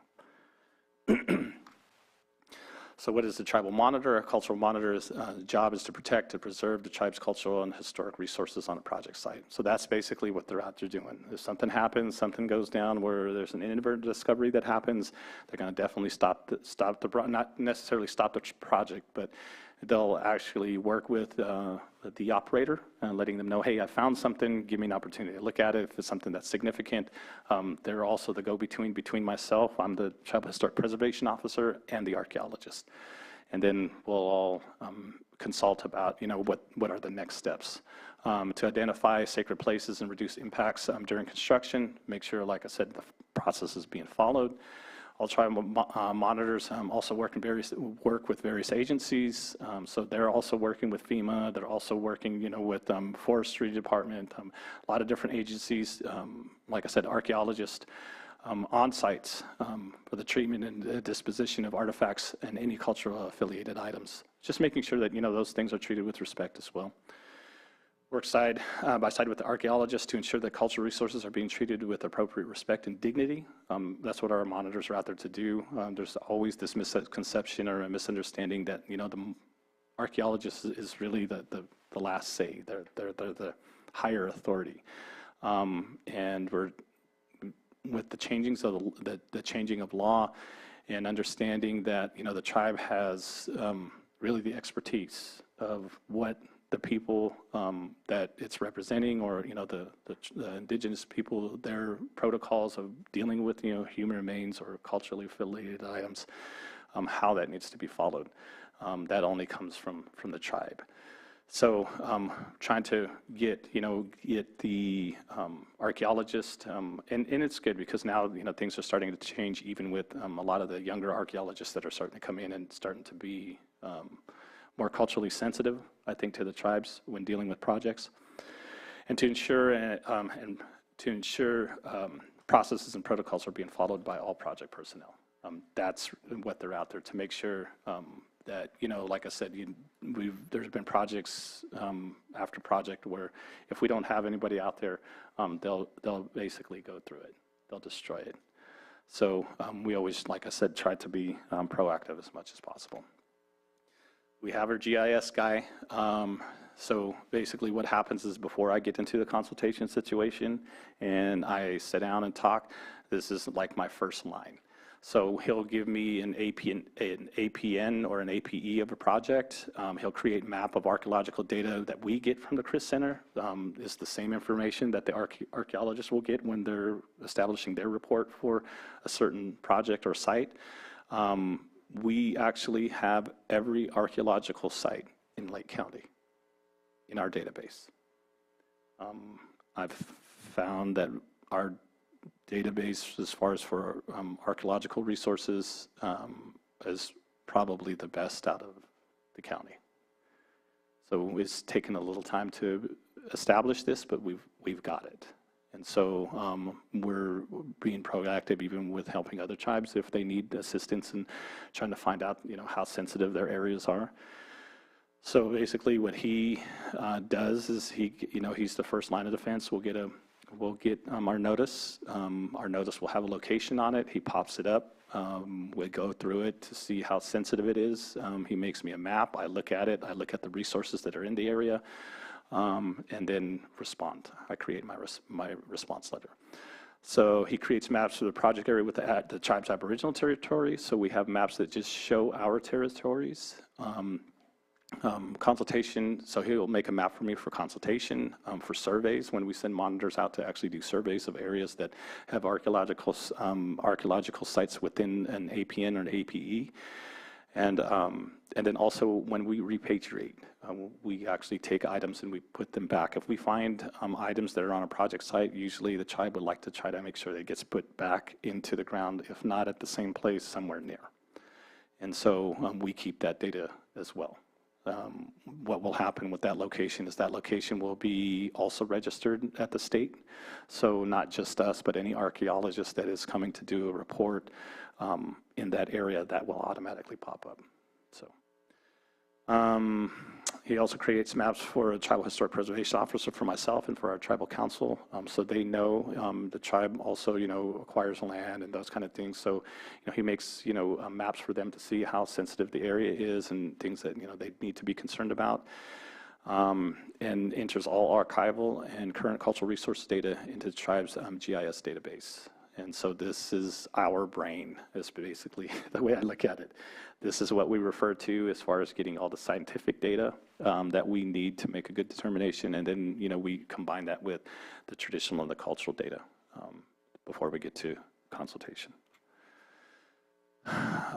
So Lake County cultural resource footprint, this is kind of what I wanted to show you earlier, but because due to the sensitivity of, the archaeological sites in Lake County, it's just one of those things that and I have to tell, the departments this all the time, just as much as everyone that moves here looks at the county and sees the lake and sees the beauty and all that it offers, the indigenous communities, we looked at it the same way. And so, it's inundated with village sites, seasonal sites, sacred sites.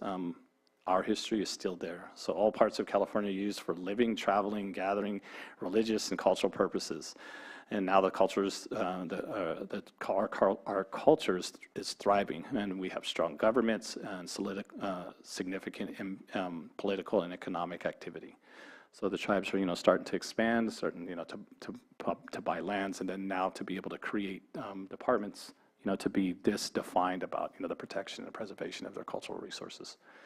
So a lot of the things that are still being discovered are happening because of new developments, new housing developments, low water levels, like I said, are really exposing a lot of things that are out there, and more tribal involvement.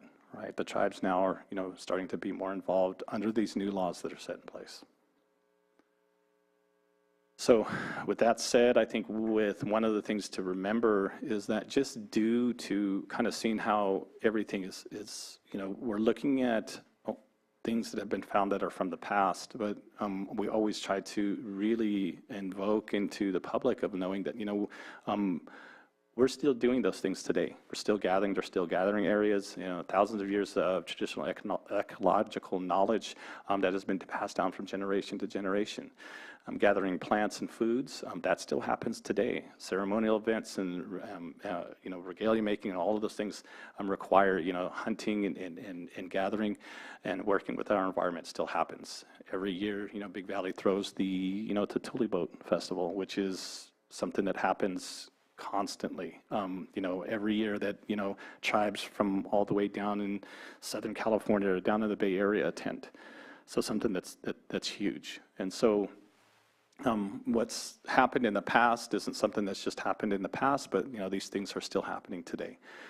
So, those gathering sites, times to, like I said, the event and knowledge passing of, making tule boats and how to construct tule boats and those kind of things are really important. And so, we're basically living history.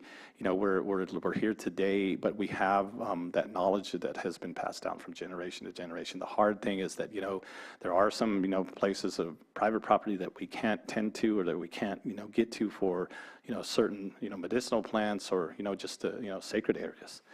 But they still exist. So that's what we're still using today in some of those areas, and actually, all of those areas and the things that, where the activities are still happening, that's a part of when we consult. Those gathering areas are still a part of, what we're considering to be, culturally sensitive areas. So we're almost done. So it says protecting our resources. So this is this is one of the trainings that we actually had participation from tribal tribal monitors all the way from down south, Southern California, that attended this for certification that we collaborated with Caltrans, with their archaeologists, to be able to do tribal monitor training for identifying soils, identifying landscapes, teaching environmental law where tribal cultural resources are concerned. And so this was I want to say about 3 months ago, and had a really good turnout. And this is how we're actually, the tribe is being proactive, not just training our own monitors, but monitors that are working, in other locations. Like I said, we have, from Mendocino, we have them, Mendocino County, like I said, down from the Bay Area, we have had some, from down in LA that attended, so really good turnout. It's good to see that people are, really taking cultural resource protection seriously and wanting to know and educate themselves about how to identify when stepping onto a project site, what things to look for, what to be aware of, and really how to professionally, interact with a lot of the agencies and work crew that's out there. Okay, any questions?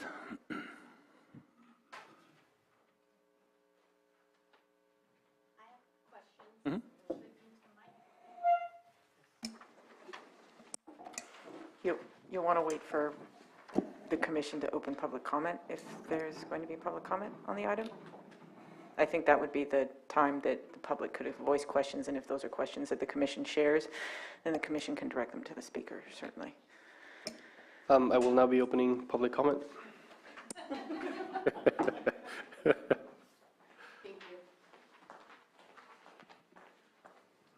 Hi, my name is Mary Claybon. I'm an assistant planner with the Planning Division. I had a couple of questions about this slide. With traditional cultural sites, would that include hunting grounds, travel routes, and trade areas? Right. And if so, if they're occupied by more than one tribe, is there a possibility of conflict of Aboriginal territory? Well, under AB 275, notifying all is always good, but there are going to be some shared areas, and you're going to have to deal with tribes individually. So it's not to say who can and can't be there, even if it's 2 or maybe even 3 tribes that are there. They're all going to be consulted with. They're all going to be dealt with as individuals, and addressing each and every one of their concerns. So it's not really necessarily trying to figure out like who's the one because there are definitely shared areas that we have that are around the lake. So if a tribe is answering back for a consultation, definitely schedule a consultation with all 3 if need be, individually, right? So you don't, because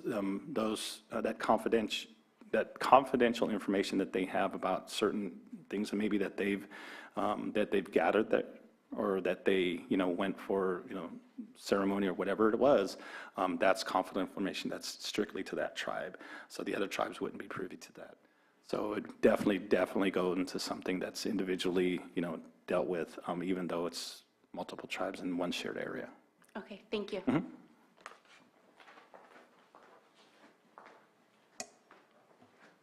Commissioners, would you mind if I ask a question?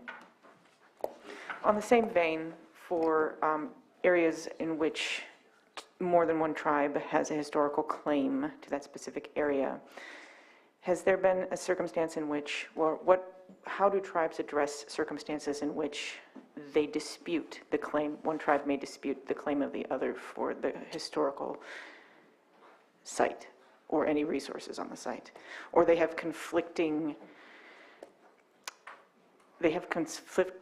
preferences for the treatment of the resources on the site, how the resources may be addressed, or mitigations to the resources may be addressed?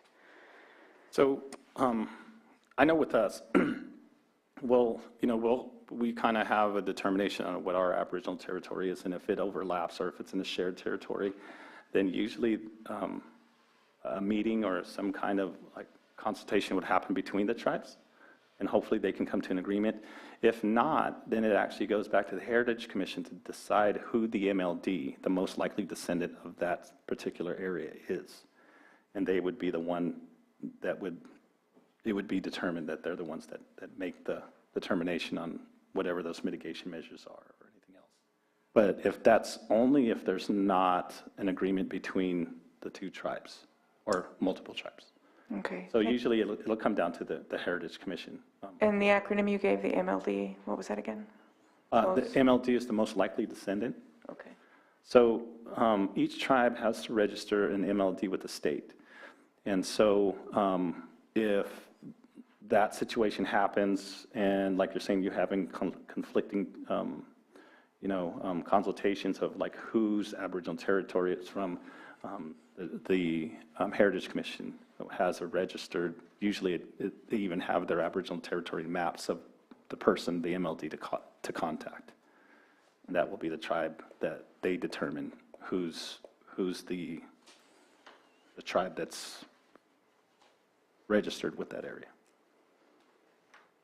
They would determine which tribe is the MLD, and then that would determine who decides what the best, most respectful treatment for the resources may be. Yeah. Okay, thank you.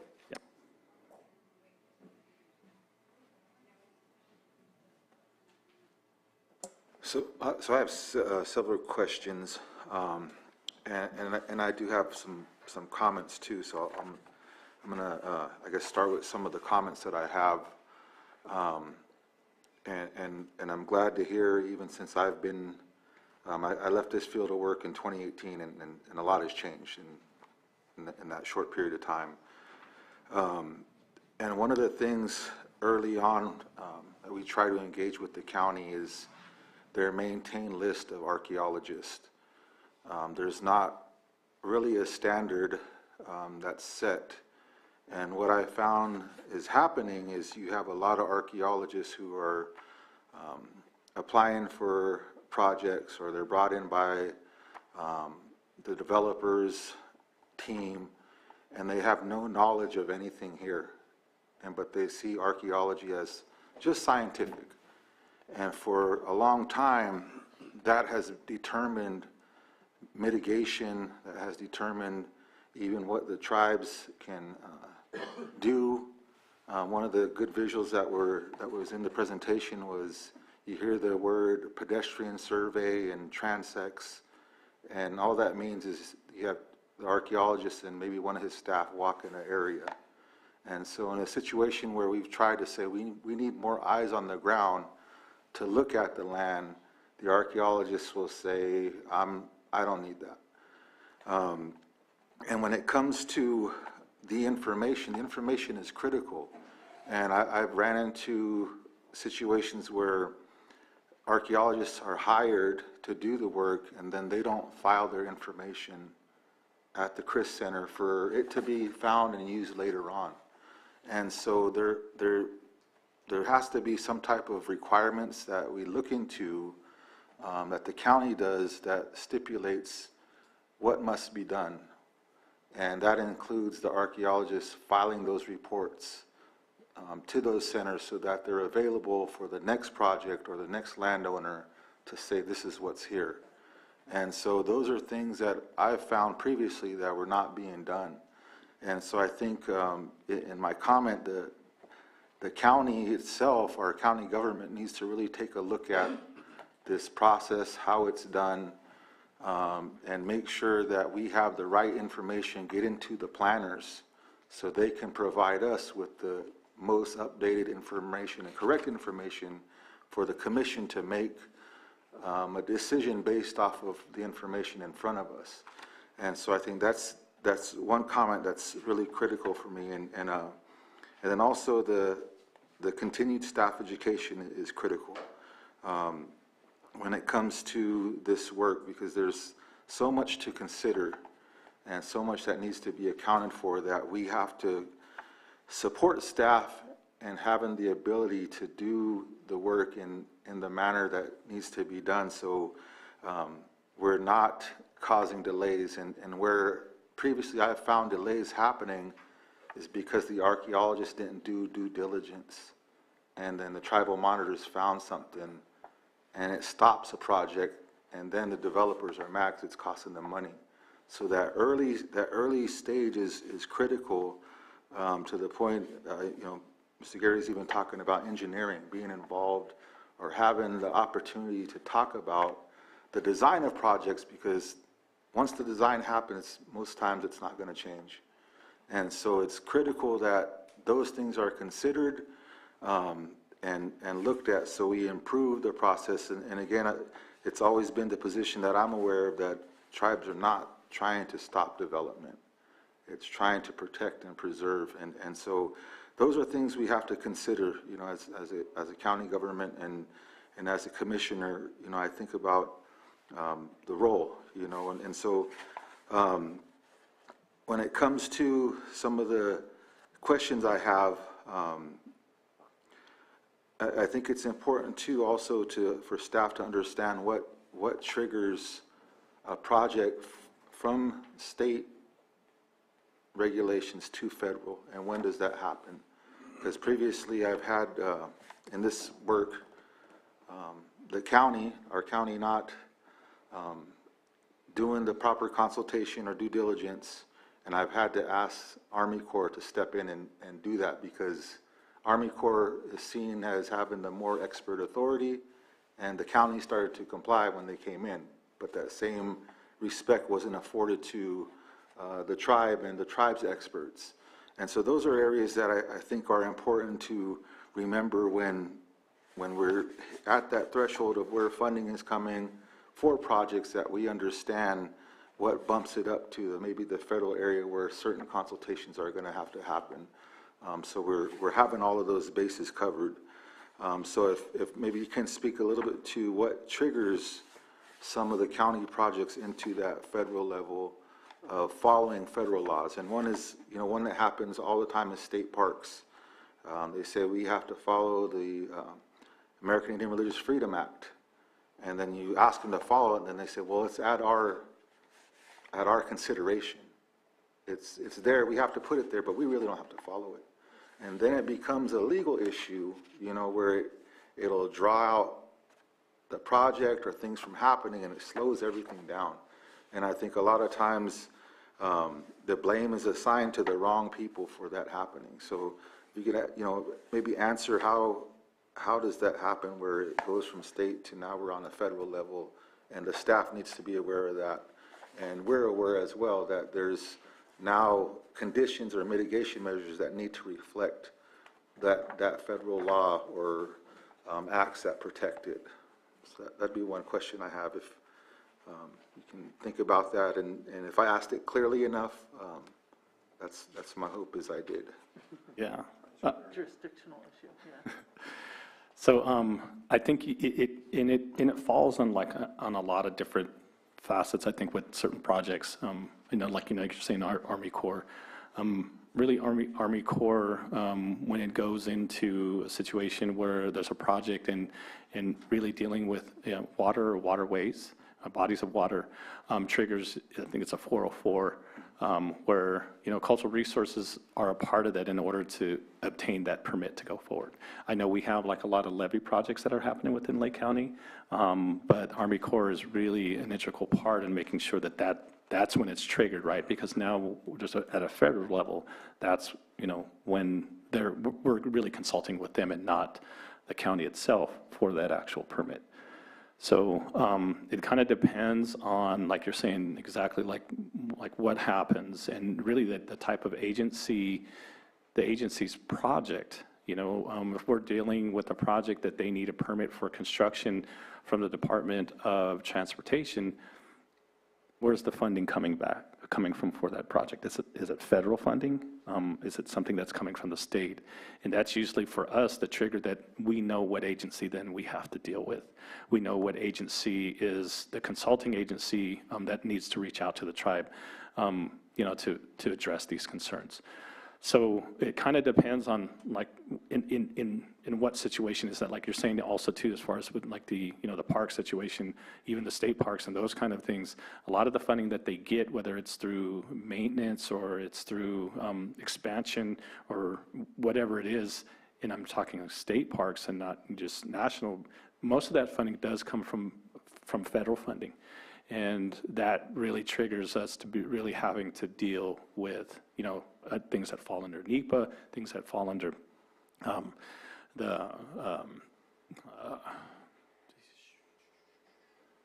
Section 106, like those kind of things. So it kind of depends. It depends on the type of project, and then also, where that funding is coming from to be able to open up or trigger, who the consulting agency is. And like I said, a lot of the fires that are happening now, we're getting through the forestry department, right? And we're getting through FEMA. A lot of those are federal agencies, and it's automatically triggered to deal with them on a federal level through this 106.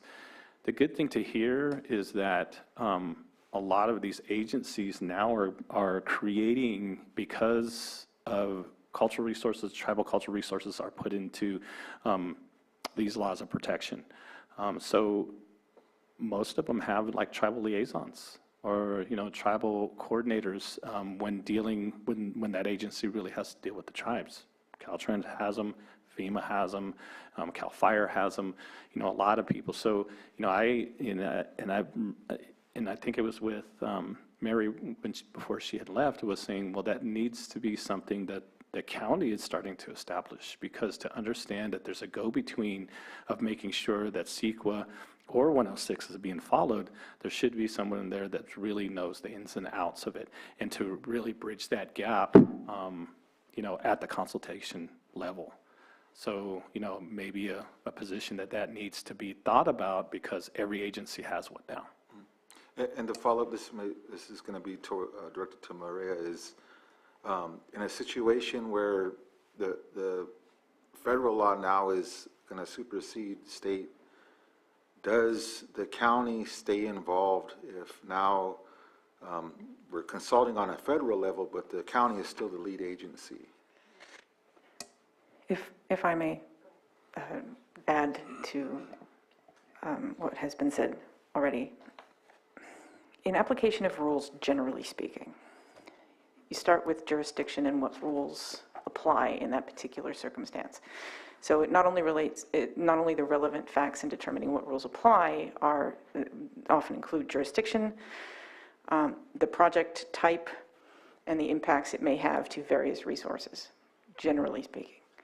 So in this case, for the projects that come before this commission, your decisions will be based on the rules that apply at a county level, in which the county is the lead agency. There may be other federal rules that apply depending on the project and the resources that are around or impacted by the project.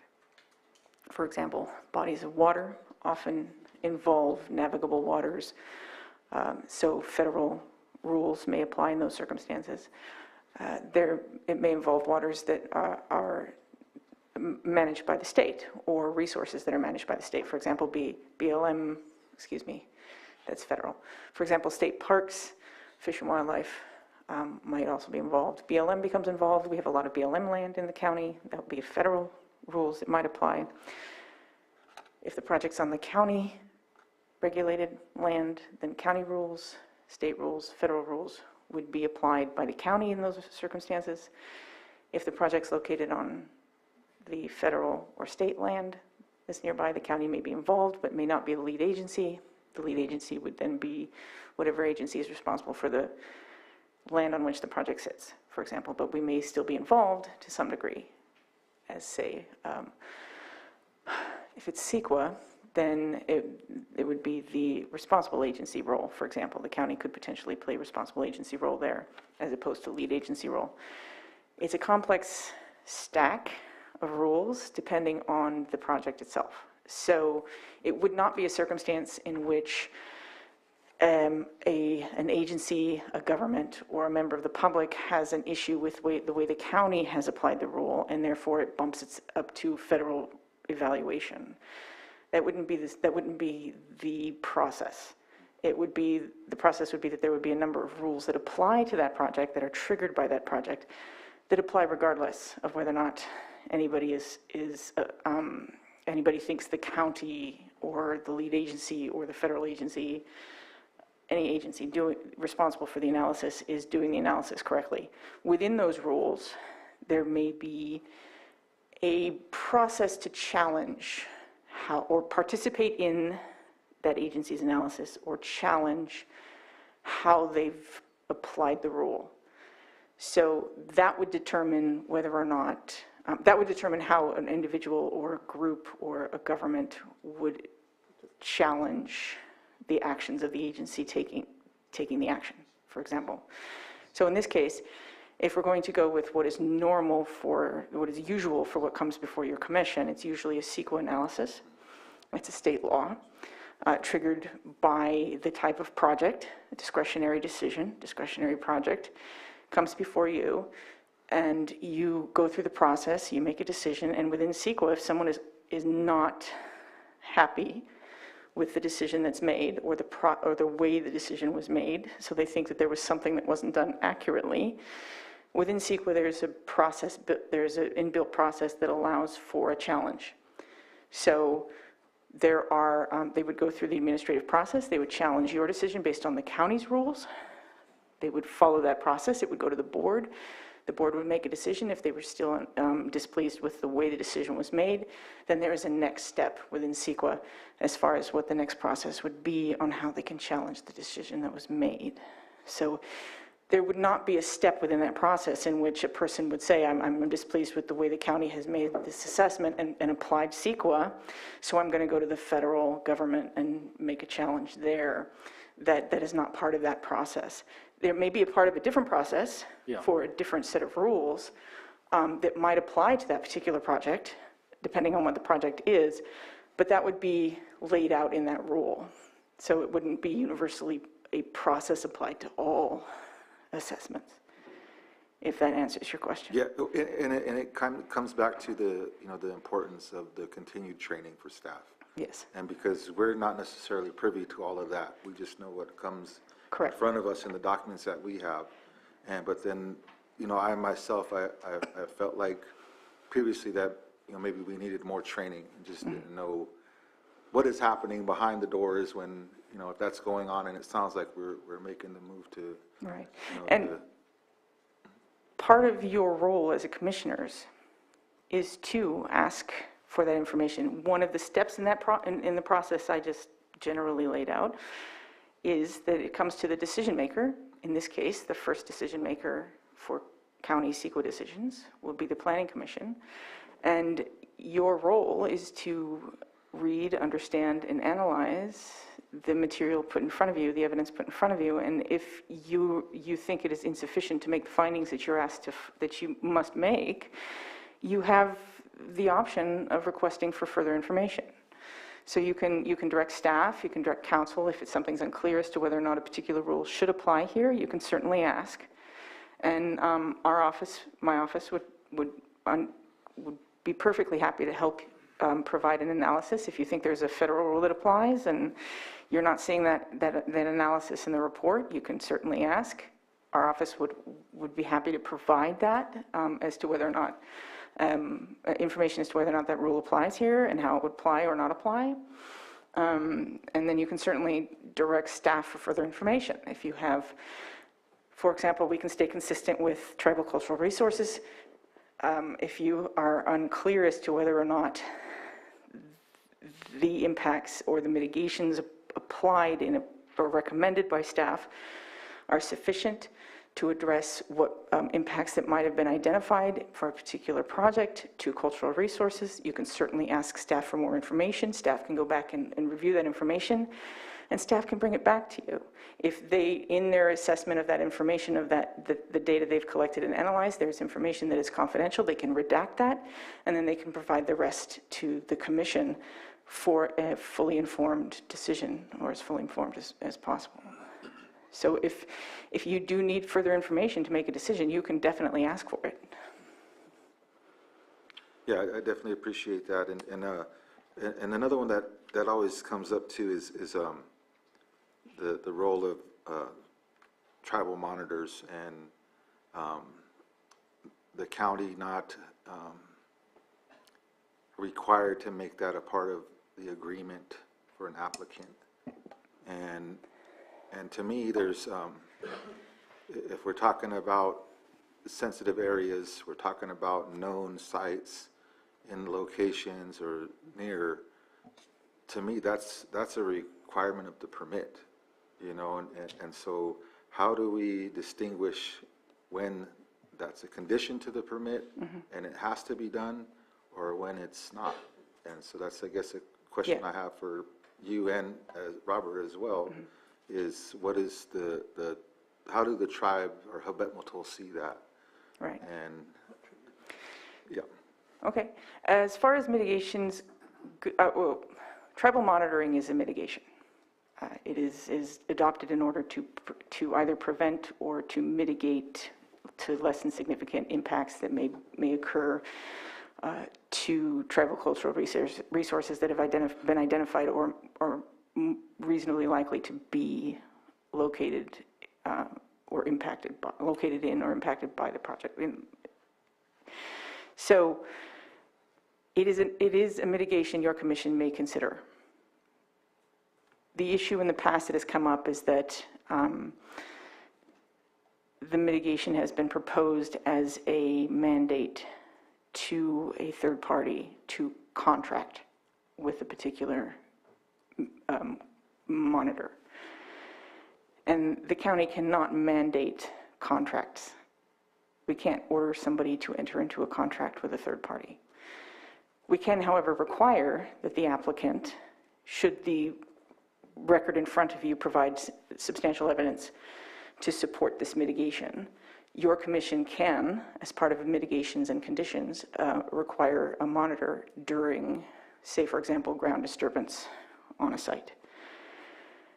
To do that, your commission needs to make findings and in relation to the impacts that have been identified. So if in assessment, in their assessment, staff has identified through their ongoing consultations with the tribes and their investigation related to the project, they have determined that there is evidence sufficient in the record that shows that there are cultural resources that will be or are likely to be impacted by this project. Then and they can then make a determination, or your commission can make a determination that a monitor is a reasonable mitigation to lessen that impact. That is an option. You have that option amongst many other mitigation options. What your commission cannot do is then write a condition that says that the applicant will contract with the local tribe or tribes to hire monitors from the tribe. So you can't require as a condition that they contract with the tribe to hire a tribal monitor, but you can require a monitor. It may be that it turns out that the most qualified monitors are those from the culturally affiliated tribe for that area. That's fine. Then the person who is directed to mitigate this impact through the hiring of a monitor can then go to the tribe and then consult with the tribe as to how to hire a monitor. But your commission cannot order them to do that. Am I making the distinction clear? Okay. Yeah, you are. And okay.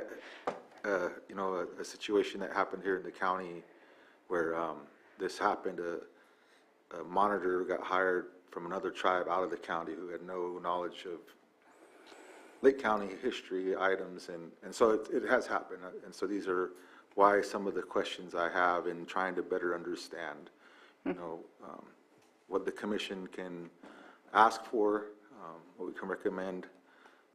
That's kind of where the question is coming from, and then also for after Mr. Gary answers, maybe staff, is that something staff can identify themselves? Right.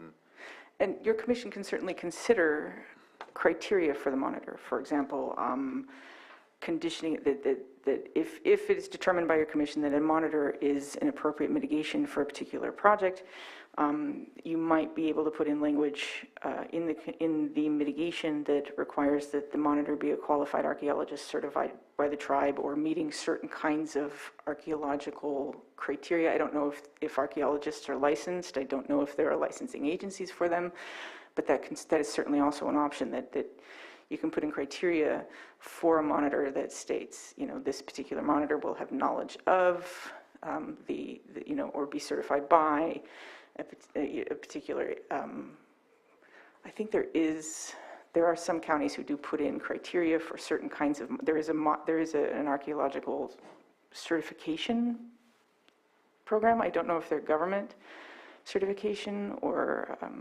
but I think there are some counties that do that. They say that you must meet the standards for this particular certification in order to qualify as a monitor for archaeological monitoring, and that this particular project will require a monitor. So that is an option also. That is something you would look into, you or staff would look into and then recommend, or you can ask staff to provide language, or you can provide language of your own if you do have it written. Ideally, it would be something we can review ahead of time to make sure that it's something that the county can require. But that is an option. It is an option as a mitigation. Okay, thank you. Okay, I think as far as for what the capacity is for the agency when we go into consultation, as far as any agreements that have to happen, it happens with the developer and the tribe. So I've been requesting, making sure that when we do schedule a consultation, that we have the developer there along with whether it's the planning department or, planner, whoever it is, that's there initiating it, and also making sure the requirement was filled, right? That, we met with the developer and making sure that consultation happens. You're right, as far as not require, or can't require the developer to go into contract. But that's also a mitigation that if in consultation is brought up, the tribe is at that point, a contract of the developer would be contracting with just like a contracting or construction crew, right? Where basically they're saying, okay, in order to significantly lower impacts, this is what it's going to take.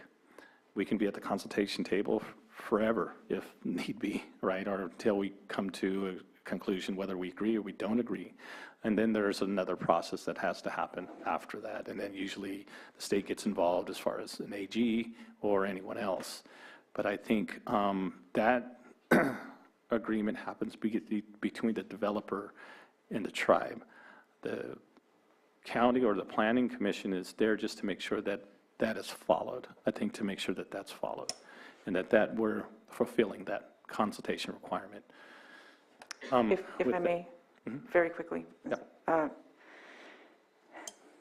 I want to make sure we understand the distinction between a consultation with the lead agency and or the governmental entity making the decision and a consultation with an applicant or a third party. For AB 52, for example, AB 52 addresses only the lead agency's responsibility to consult with the tribes. It happens very early on. It continues through the assessment up until the very end, sometimes after, depending. But it does not involve automatically a third party. It is between the lead agency and the tribes or tribe. If the tribe is okay with it, a third party may be brought in, like the applicant, for example, to participate in that consultation. The county is not a guarantor of any third-party agreement made between the tribes or tribe and the applicant or a third party. The county does not enforce those agreements. The county does not guarantee them. The county does not incorporate them into the approved permit. They are a separate negotiation between tribes and the applicant or a third party. So the county's responsibility is just merely notification? No. The county's responsibility is to include, the way I look at, for example, AB 52 consultations, or really any consultations with tribes, is the rules that require consultation are designed to give tribes the recognition and the respect of a separate government and the expert for that resource. They are the resource expert, they are the resource manager, if you want to call it that, right? Like Fish and Wildlife would be for Fish and Wildlife, or BLM would be for the forests or on their land, right? The consultation is designed to gain information related to that resource so that the lead agency could make the most informed decision possible as to how to protect the resources on that site, in or around that site, from being impacted by the approved project. The agency cannot possibly know about those resources unless and until they consult with those who are the experts about those resources, and in this case, for tribal cultural resources, that's the tribes. So that is the purpose, largely, for AB 52 or other consultations with tribes. So the county is required to consult, not just to notify the tribes, but to consult? Correct. So if a tribe doesn't respond, is the process? No, there are built-in criteria, built-in steps that indicate, that give the lead agency the process for when a tribe either responds but does not participate in the consultation actively, or does not respond at all. So there are 3 different steps within the rules that say that if a tribe does respond within the 30 days, here's what the lead agency will do for consultation. If the tribe responds but does not participate in the tribal consultation, here's what the lead agency may do then. And then if the tribe does not respond at all, here's what the lead agency may do then. So the rules break it down as to what happens if there is no response. And it's in the presentation too, as far as those steps, as far as with consultation, how that happens. Okay. You know what I mean? So whether or not you get a response back, whether or not they're a part of the consultation, they're there and they're, actively participating in consultation, or if, notification was sent out and there was no response, there's still something that has to happen. I just wanted to give the Planning Commission a quick time check. We're almost at 12:15 for labor law compliance. We'll need to take a lunch break at 12:30 so staff can get some lunch if our robust discussion has not concluded at that time. Thank you. So I think for myself, I just wanted to make clarification that, and I agree with legal, is that there's no agreement that has to happen, or that happens, I think, with the agency. The agency's there to initiate concerns from the tribe on an actual project. But the actions that it'll take to ensure, to lessen the impacts on a specific project has to be an agreement between the developer and the tribe. And then those mitigation measures, or what's agreed upon, basically is also discussed with the agency about how those mitigation measures are worded and put into the measures that are going to be followed for the approval of that project. Yeah. I will stress, however, that the lead agency's decisions are discretionary and they are based on the evidence of the record. So even if a tribe and an applicant may agree on certain things as mitigations, the lead agency must also still, cannot simply just adopt them because the tribe and the third party have agreed on them. The lead agency has an obligation to support its adoption of those mitigations with evidence in the record as well. I have a time of 12:15. We will take how much are we required to take for lunch? We have 15 more minutes. Oh, was it? Was it at 12:30? 12:30. Okay, sorry about that. We will continue. Thank you. Yeah, Somebody's hungry. Yeah, no, that included my questions I had. I have no further questions. So I have one thing I wanted to hit on, and I think it's, we were talking about requirements for tribal monitors. And I'm not sure that I'm in full agreement as far as the county or any agency requiring what a tribal monitor from an actual nation. It really is the determination, I think, from the tribe to determine. I know, like for us, like I said, we like to make sure that, they're OSHA certified, they're HAZWOPER certified, for safety reasons and those things.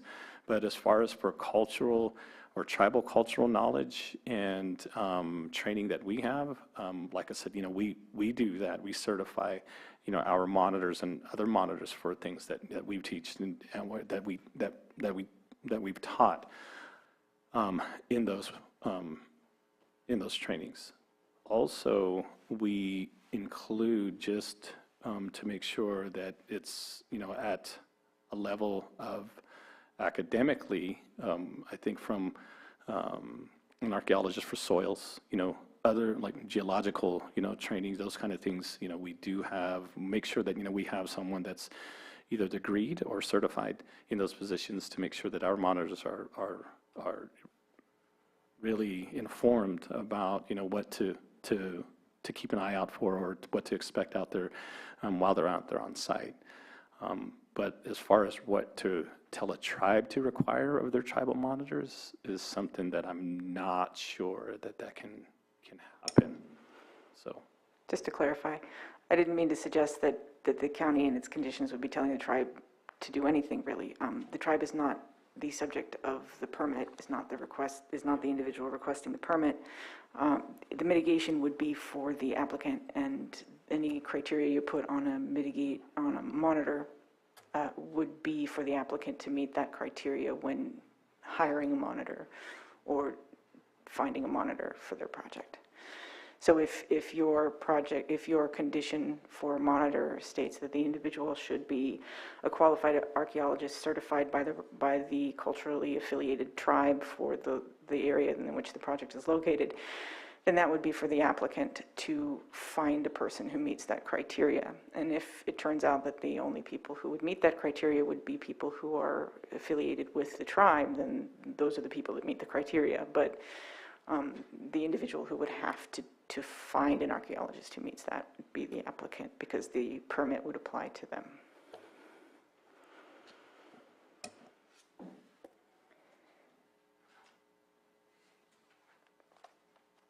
Do we have any questions in the Zoom room?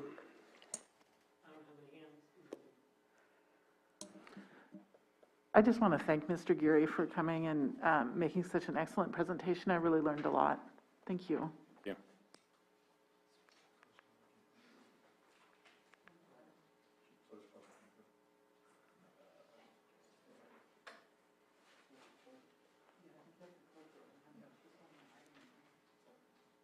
I will be closing public comment, and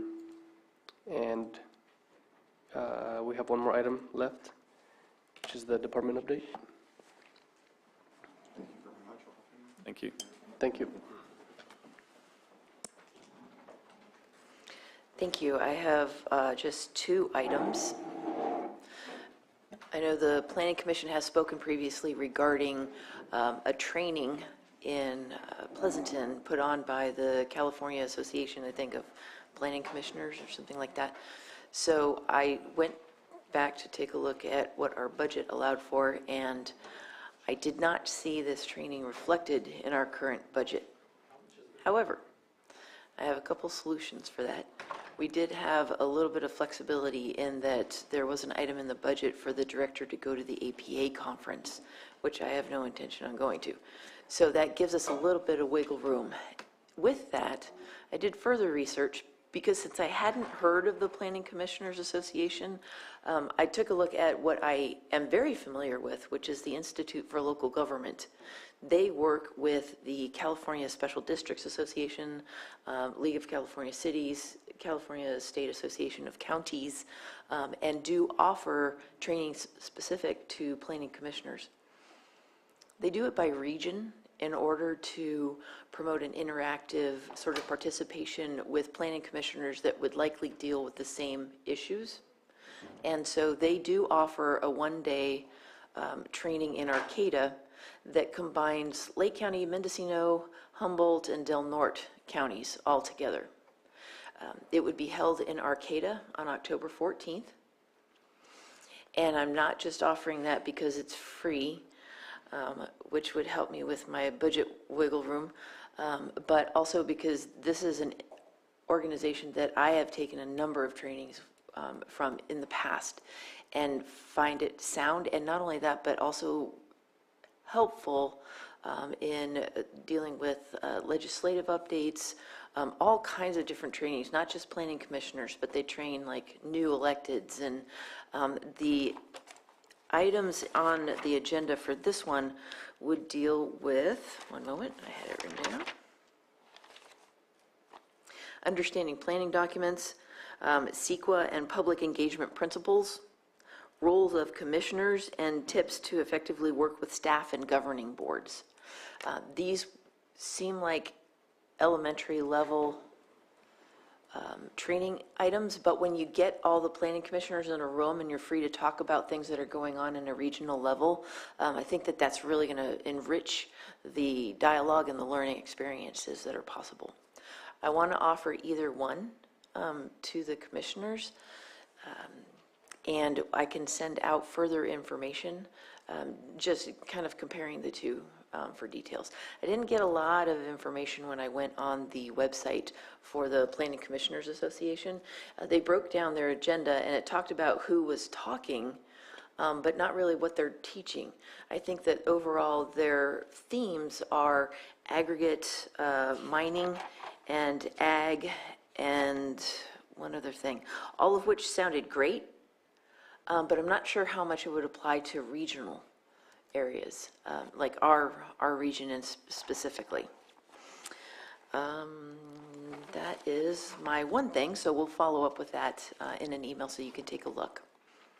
But I am really glad to see the level of interest for our commissioners for ongoing trainings, because I think it's so valuable as far as equipping you to make great decisions in difficult circumstances, which is pretty much where you are most of the time. Secondly, I think there's been a little disconnect in how we collect your monthly mileage. It's different than what I remember when I was here before. And so what would be very helpful to staff is if we send you out your blank forms and you complete those and send them into or to Jim on a monthly basis so that we can get them processed. But I'd like the commissioners to complete those forms. We'll send you your standard mileage just from here and back to meetings, but I also want to make sure that we're not losing track of your site visit mileage, which is something that you would know better than we would.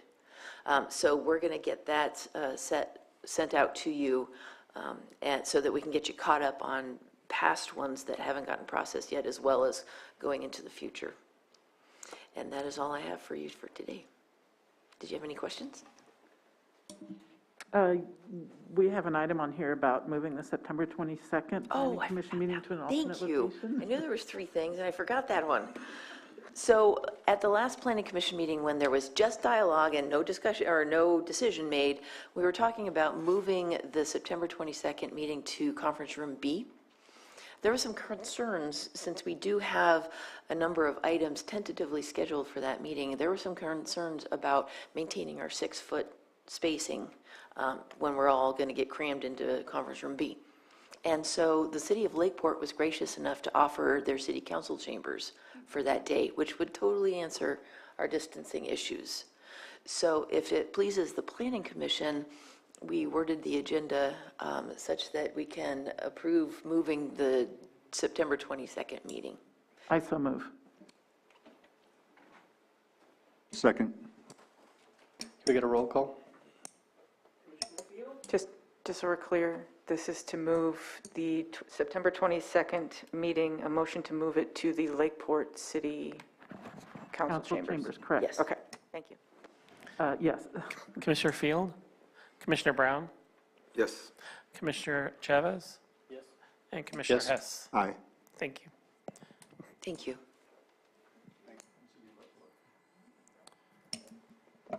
And I will call this meeting. One moment. I just wanted to introduce everybody. This is Carlos Torres, newest addition to the County Council's office. Hello. So if you see him around, he's with us.